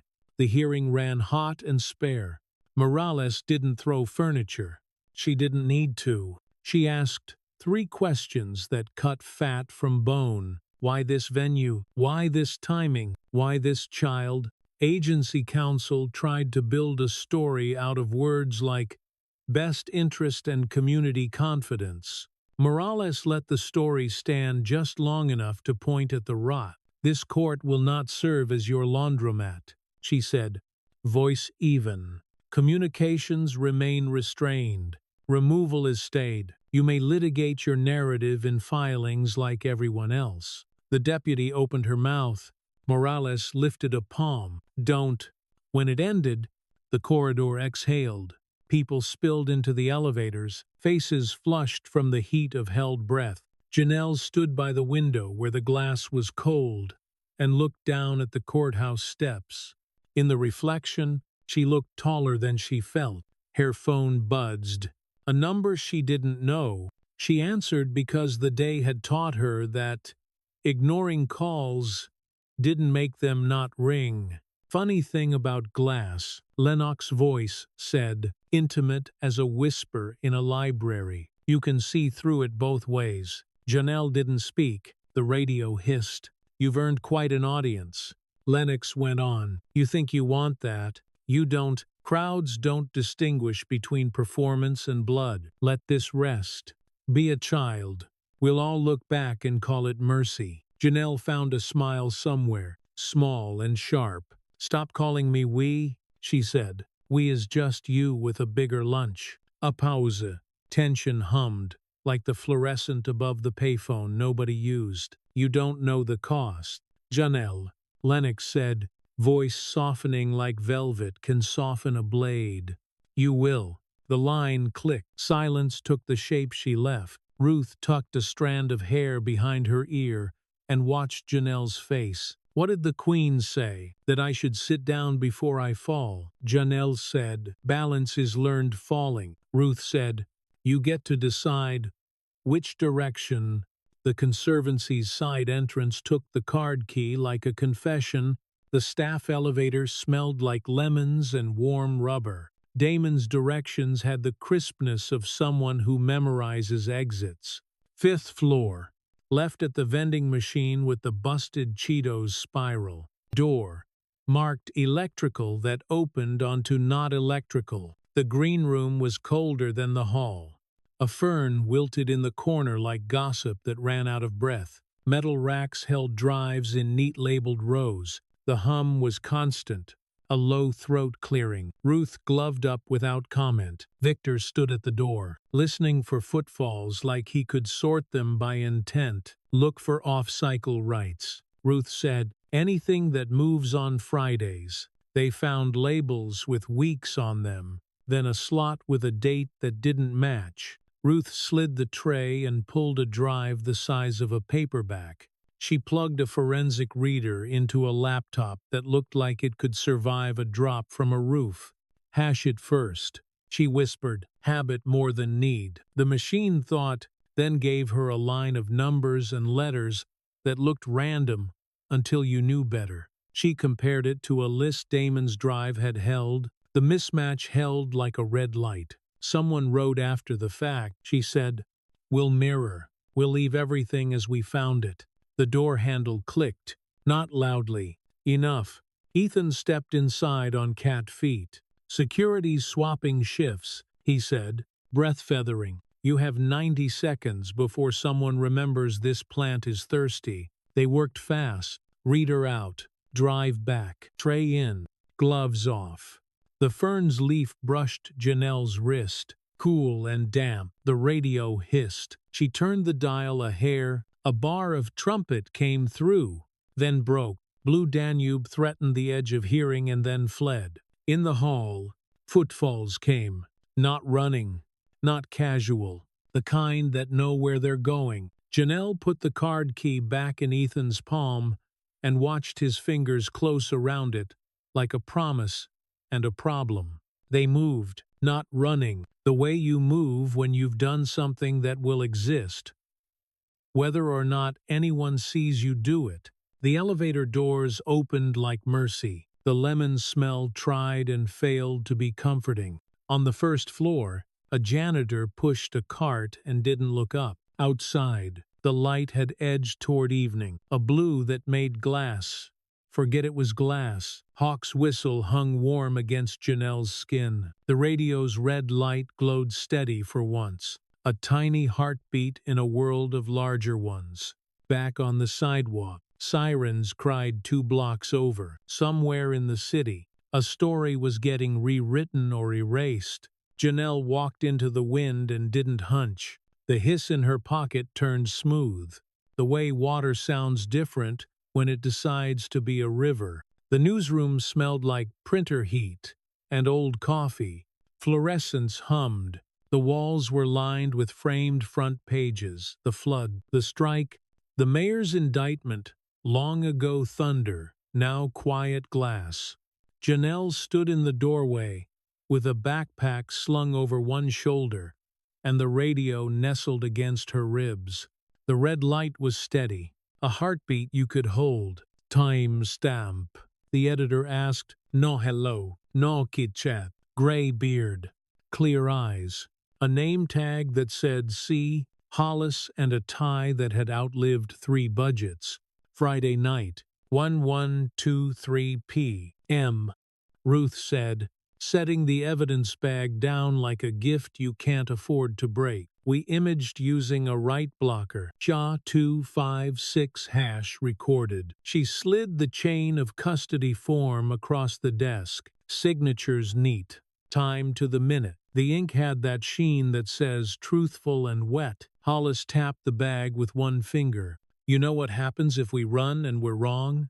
Not a warning, a liturgy." "We're not wrong," Victor said. His voice had steel filings in it, magnetic and rough. Damon stood back, near the wall, where the framed floods couldn't see him. His key ring was gone. An empty belt loop held the space. He looked thinner than he did yesterday, like a choice can take 6 pounds in 12 hours. Hollis gestured to the lab door. "Maya will crack it," he said. "We don't publish hash strings. We publish facts." Maya's lab was a converted storage room, with a fan that didn't move enough air. She treated the drive like a skittish animal. Gloves, reader, verifier. She narrated into a recorder as she worked, vowels rounded by concentration. Connecting right blocker. Drive ID captured. Imaging initiated. Hash matches source. Starting file system, parse. Janelle watched the process.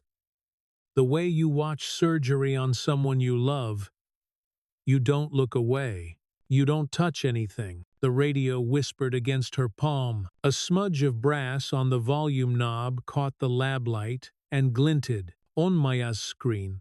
Directories bloomed like a nervous system. Then a folder with a name that meant nothing, Asset Stempris. Pre-build, inside scripting documents, mockups, a subfolder called Chrysalis. There were slide decks with gradients and bullet points, a memo with Lennox's signature block, digital and cold, and 3 video files, each with the same file name and different suffixes. Maya scrubbed to the middle of the first one. A gala room. The blue Danube whispering through speakers. A close-up of Janelle on the marble floor, barefoot, dressed like a flag in a soft wind. Voiceover not hers, a script, from neglect to nurture.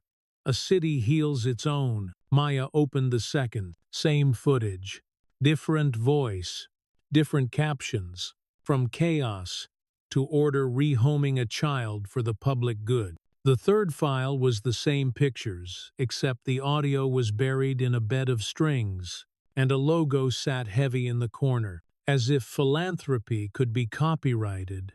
A fourth ghosted in the directory, deleted. Recoverable. Maya pulled it up from the digital ash. This one had notes in the timeline, yellow flags that read things like "punch child's hesitation" and "trim grandfather too rustic." The cursor hovered. The room tightened. Ruth wrote the file path on the chain of custody form and initialed it, small and careful. Hollis blew air out his nose, a laugh that didn't make it to his mouth. They produced 3 truths. He said, "None of them true." The phone on his desk rang. He let it.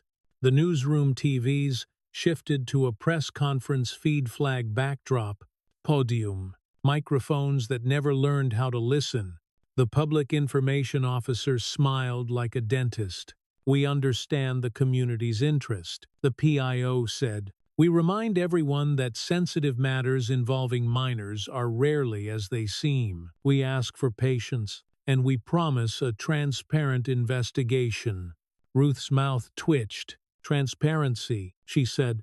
"The laminate they stick over lies." The PIO's smile stayed laminated. "We also want to address an unfortunate incident from last year," she continued. "A shoplifting allegation at a downtown boutique. The minor in question resembles the current subject." A grainy clip rolled a girl in a hoodie moving fast past a rack of jackets. The footage jittered at the edges. It looked like Janelle if you wanted it to. Victor stepped closer to the TV. His reflection ghosted over the clip. "Timestamp?" he asked the room. "Bottom right," Maya said. "That font's wrong. Also, the camera's clock resets after power loss, and nobody corrected it. See the seconds double. Amateur hour." Hollis picked up his phone on the 4th ring. "Hollis," he said. He listened. He said twice. He hung up. "Pressure's on," he said to the room. "They're seeding the ground. We either drop this now with enough backbone to hold, or we wait and hope the wind changes." Ruth looked at Janelle, not because the girl should decide, because decisions land where the cost will be paid. "You okay?" she asked. "No," Janelle said, "but I'm steady." Hollis nodded once. "Run it," he told Maya. "Package the memos. The scripting. The 3 cuts. We'll blur faces. We'll block out names of kids. We'll print hashes and methodology in a sidebar for the 6 people who care. The rest will feel the shape of it." Maya's keystrokes were fast. "Sure," the printer coughed. The newsroom woke up. Phones, learning new numbers. Copy editors, leaning forward in their chairs. A junior reporter jogged to the coffee machine and spilt sugar on the counter. No one wiped it yet. The story posted at 4:12 p.m. The headline was clean, not poetic, a photo of the gala. Faces faded into privacy, except the ones that had signed away theirs. Under it, 3 embedded videos. The slider bar like a fuse you could light with a thumb. In 20 minutes, the comments went feral. In 30, the station ran a segment they couldn't cancel without admitting they'd swallowed Lennox's bait for breakfast. In 41, the Foundation's account posted a statement that said nothing so carefully you could hear the varnish cracking. At 5:03, Lennox called Hollis. He hit speaker, and Janelle listened to a woman pour honey on a blade. "Carter," she said, "old friends on a first-name basis. You've published Stolen Property. I published Public Interest." He said, "You opened yourself to a tort you can't afford." "I used to cover mine collapses," he said. "I know about costs." A little laugh. "You don't know about me." He pinched the bridge of his nose. "Lennox, you're better than this," he said, but his face said he knew maybe she wasn't. "You make messaging for hospitals, not weapons." "I make outcomes," she said, "and I never miss." The line clicked. Hollis stared at the receiver like it might confess something. Fire trucks wailed past outside. A siren can sound like a warning or a chorus, depending on what you've lost. By 6, Hawk had a meeting place. The old rec center with the busted scoreboard and the mural of a black girl playing trumpet into a sky full of shapes. Word traveled. Not a call, a hum. They gathered, parents and kids and teachers who hadn't got the memo about fear. Victor propped the rec center door with a milk crate. Ruth set a cardboard box on a folding table and filled it with Sharpies, index cards, a mason jar for phones. Damon checked the exit doors twice. A habit you don't unteach your spine. Hawk took the old stage with no mic. Just breath and grit. They want quiet, she said. We make noise that sounds like fact. A murmur, a rustle like dry grass. She nodded to Janelle. Janelle climbed the 3 steps with her hand on the rail. The metal was cold, sticky in places where the paint had failed. She didn't speak at first. She let the room come to her. The radio whispered at her waist. And for a second, just a second, there it was. The shape of a waltz under the static, an old tune trying to remember itself. I don't know what I am in this story, she said, and I don't need you to tell me. I need you to protect the next me who won't be on a stage. A silence fell that wasn't empty. It was full as a held breath. Eyes, air, the scrape of a chair. A baby fussed. And then decided these voices weren't the kind that hurt. We have 3 asks, Ruth said, stepping up. 1. No contact with minors on camera. 2. Don't feed rumors. Ask questions. We can answer. 3. If you see a story that feels like it was edited for your feelings, stop and breathe. We're not hashtags. We're people. Victor held up a printout, the memos enlarged. The yellow flags circled in red, like a teacher grading a lie. They cut out the parts where we're human, he said. We're putting them back. In the back row, a woman raised her hand, and when she stood, Janelle recognized the senator's wife by what she didn't wear: no sunglasses, no armor, just a sweater and a face too tired to preen. Olivia Belmont, the gray line walking. My son is here against my advice, she said. The room turned its head. Ethan flinched and straightened. Olivia didn't look at him. I have used my name to smooth floors, and my money to polish brass. I have also ignored rooms like this when they were inconvenient. That stops tonight. She held up a printed email, the kind that looks important because it's ink on paper. I was invited to Legacy Breakfast, she said. The agenda included a line about storyline continuity. I asked what that meant. They said, making sure our donors feel good about the arc.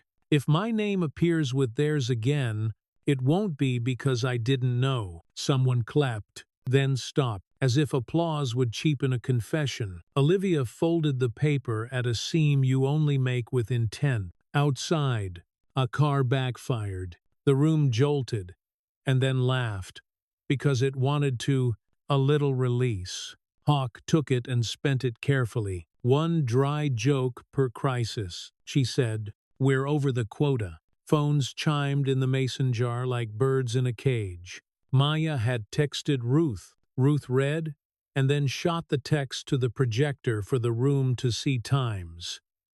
Agency counsel filed a motion to compel removal based on community unrest. Hearing at 9 a.m. tomorrow. They're going to argue your voices are the problem. Ruth said that the crowd is harm. Janelle felt a cold climb her spine and a heat bloom behind her eyes. The radio's red light glowed steady. She pressed a thumb to it and listened to the hiss as if it could tell her which way to fall. I'm going, she said. I want to be in that room. It's your life, Victor said. You pick where you spend it. A rumble of agreement moved through bodies like a current. Damon stood and cleared his throat. They'll come early, he said. They'll come back with someone who doesn't flinch when judges talk. He pulled an envelope from his jacket, thick with something that clinked. He slid it across the table to Ruth. Keys. Service tunnels under the courthouse. Built in the 1920s for moving records in summer so they wouldn't warp. They're still there. Security doesn't know half the old city. Ruth looked at the envelope like it might bite. How do you know? I read blueprints when I can't sleep, he said. He shrugged. Self-mockery. An old sweater. I also work where the trash goes. Janelle met his eyes. Not today, she said again. He nodded like the sentence fit him better this time. They broke at 9. People carried their own chairs because nobody had money to pay someone to do it. Olivia squeezed Ethan's shoulder once. Quick, and left without ceremony. Hawk slipped the whistle back around Janelle's neck and then didn't move her hand. The cord was warm. Balance. Hawk said, I'm learning. Falling. Janelle said, good. Hawk said, night pushed them home. The city's sodium light cast everything in a false dawn. In the apartment, Victor checked the window latches, and Ruth stacked legal pads like bricks. Janelle set the radio on the table and turned the volume until the room was filled with a thin, soft wash. Not ocean, not rain, something between. Her phone buzzed. Unknown number. She answered because she was tired of avoiding. You made your point. Lennox's voice said, no honey now. Just metal una velve. You also made a mess. Tomorrow will be a mop. Bring a bucket. Janelle said. Silence. Longer than habit. When Lennox spoke again, it was almost gentle. Do you think I wasn't you once? She asked. Do you think I woke up one day and decided to be the villain in your story? I did what I had to survive. You will, too. And then some other child will call you a monster because you kept the lights on. That's the circle. Janelle looked at the radio. The red light held, maybe, she said.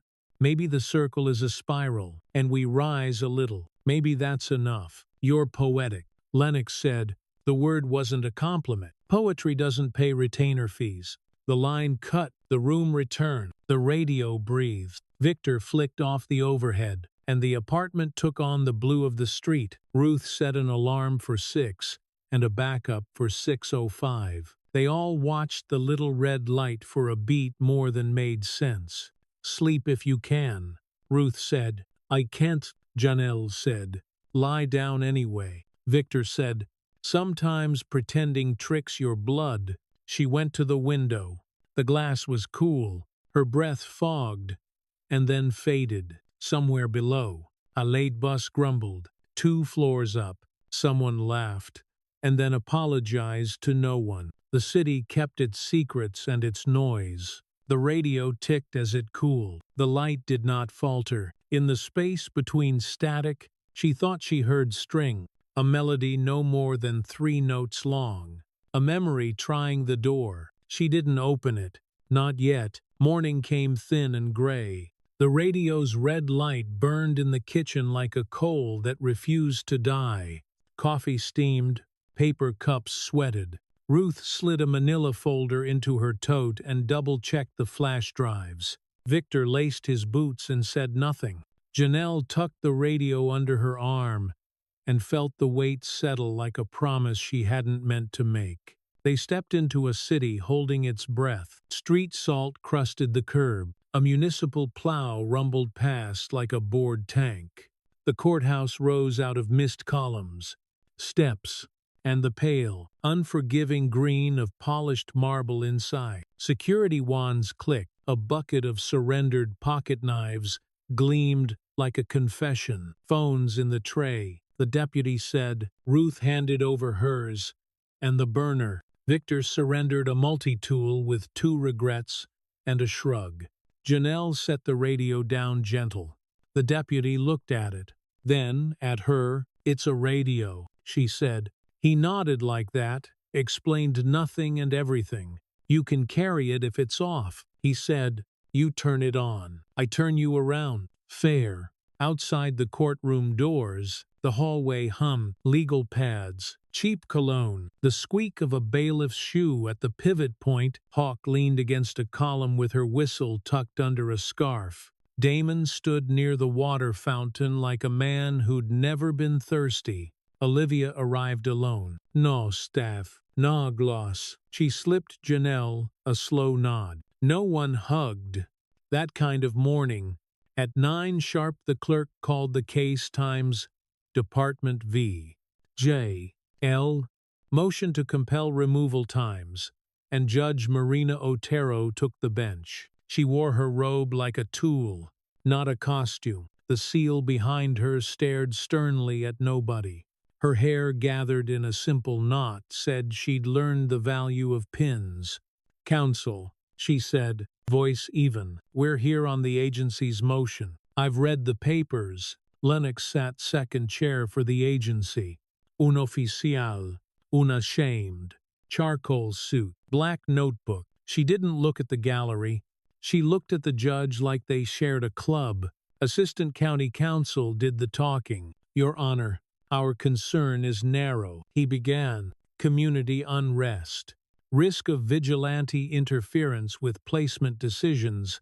You're asking me to order a newspaper to take down a story," Judge Otero said. "A statement, not a question. That's not narrow. We're asking to enjoin further publication of stolen materials." Hollis stood at the back, not counsel of record, but present. Ruth had roped in a media lawyer with a necktie that looked like a dare. He rose. "Public interest, not prurience," he said. "We didn't break in. We were given. We verified. The agency's remedy is debate, not prior restraint." Judge Otero tapped a pen once, twice, like a drummer finding the pocket. "Do you have the chain of custody documentation?" she asked the defense. Ruth lifted her hand. "Yes, Your Honor." She passed the forms up through the deputy. Hash values, timestamps, signatures. The ink was still a little shiny at the edges. The judge scanned. "Imaging via right blocker, hash match, pre and post." "Okay." She looked over her glasses. "You teach a class on Saturdays," Ruth said. Lennox finally spoke. "Your Honor, with respect, we're not here to litigate checksum poetry. We're here because a child's placement is being politicized by a digital mob." Janelle felt the room turn toward the word times, child times, and then away, like a crowd avoiding a small fire. Judge Otero tilted her head. "Ms. Greer, are you counsel of record?" "No," Lennox said. "I'm a communications consultant for the agency." "Then consult silently," the judge said. "If counsel wishes to resume, he may." A few chuckles escaped, then died quick. The clerk glared the oxygen back into order. The judge gestured. "Call your witness." The agency called a supervisor who spoke in phrases that had learned to obscure themselves: safety concerns, family finding, narrative control. Ruth's cross was a scalpel with a soft handle. She walked the woman through the 3 video cuts without saying times propaganda times once. "Whose voice is that?" Ruth asked, pointing to a still, "A contractor's." "And who selected the captions about order and public good?" "A team." "Names?" "I don't recall." Ruth held up a printed memo. "Does this refresh?" she asked. "It's signed by your communications consultant with action items." Punch hesitation. Trim grandfather too rustic. Winstow. A beat of silence held, then shivered. The supervisor swallowed. "Yes. Thank you," Ruth said. "No further." Judge Otero looked at the memo for a long, plain moment. "Anything else?" she asked the agency. The door at the back opened with the soft boom that meant someone waited for the perfect wrong time. A man in a suit too new for his face walked in with a hard drive in a clear bag. He whispered to agency counsel. Counsel turned the color of day-old snow. "Your Honor," he said. A brief recess.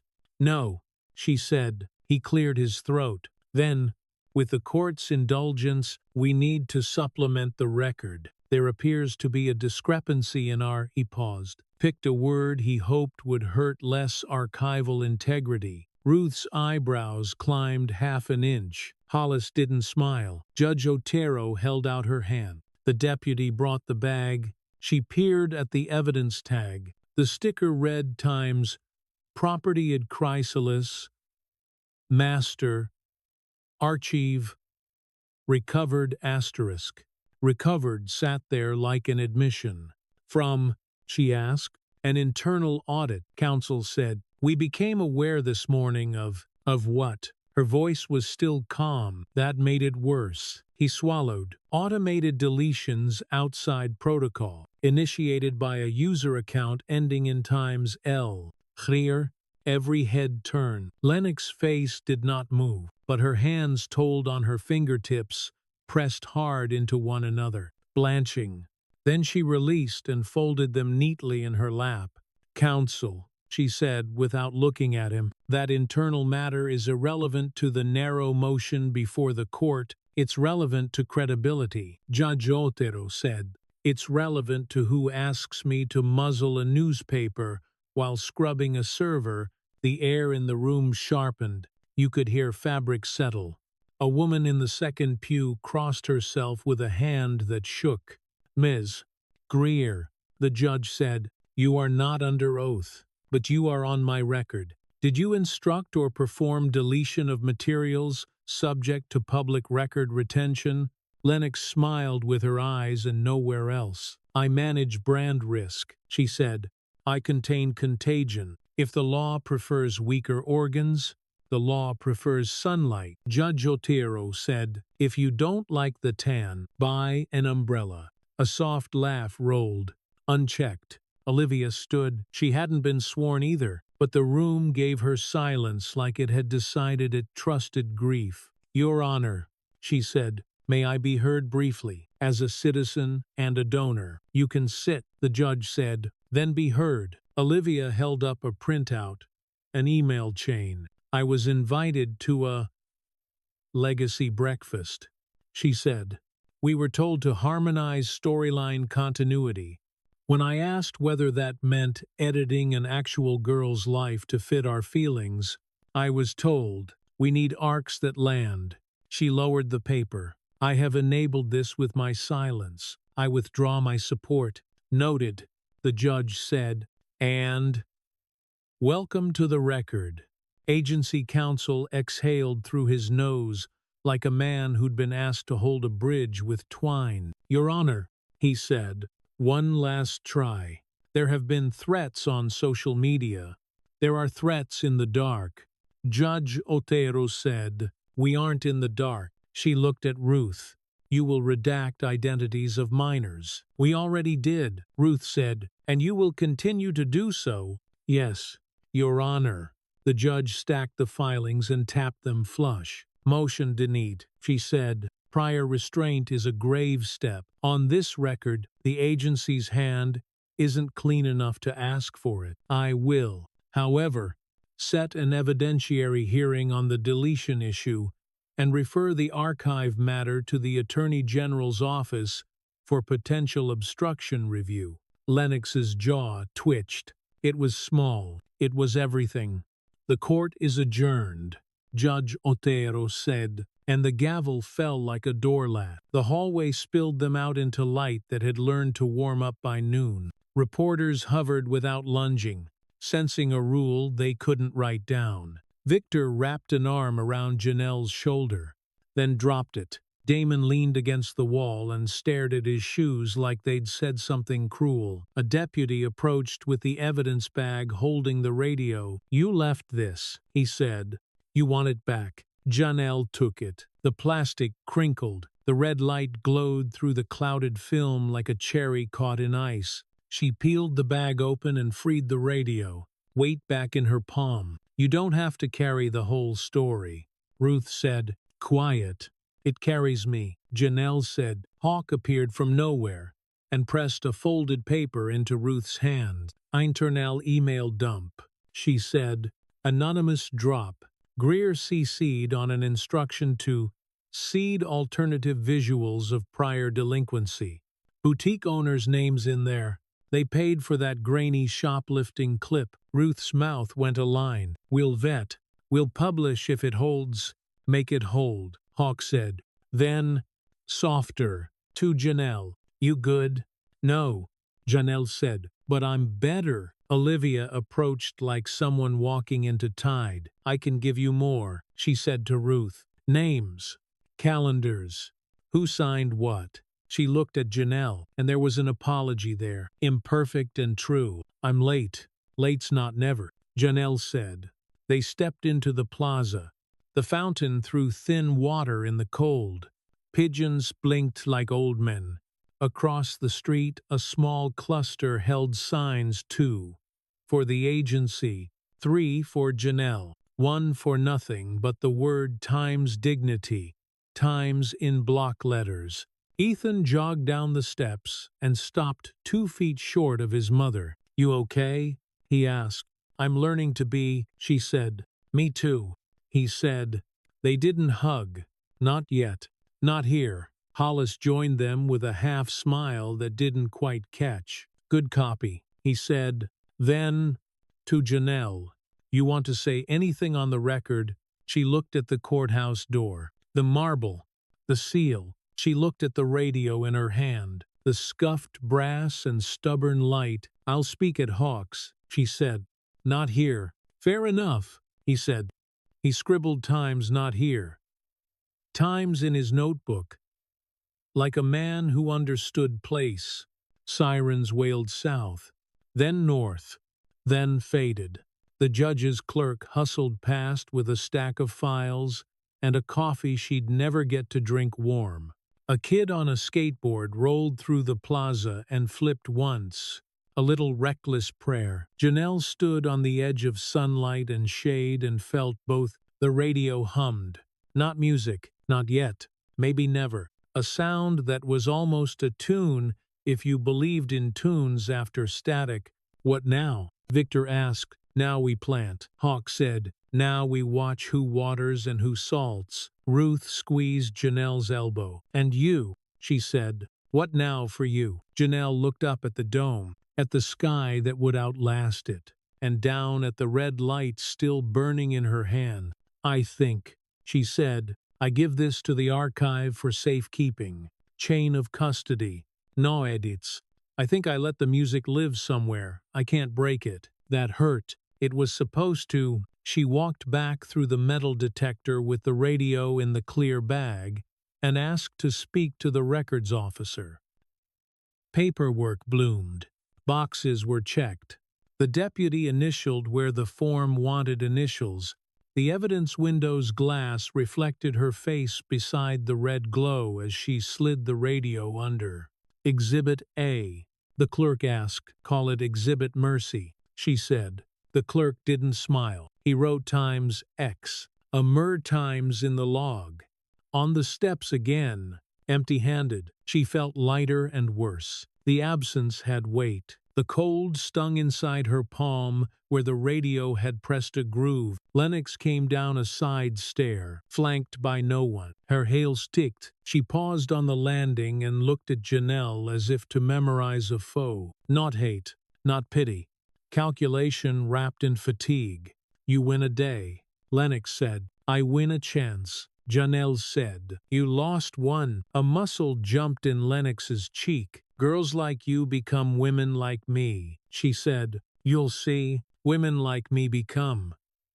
Women like me, Janelle said. You'll see. Lennox's phone buzzed. She glanced. Her mouth tightened.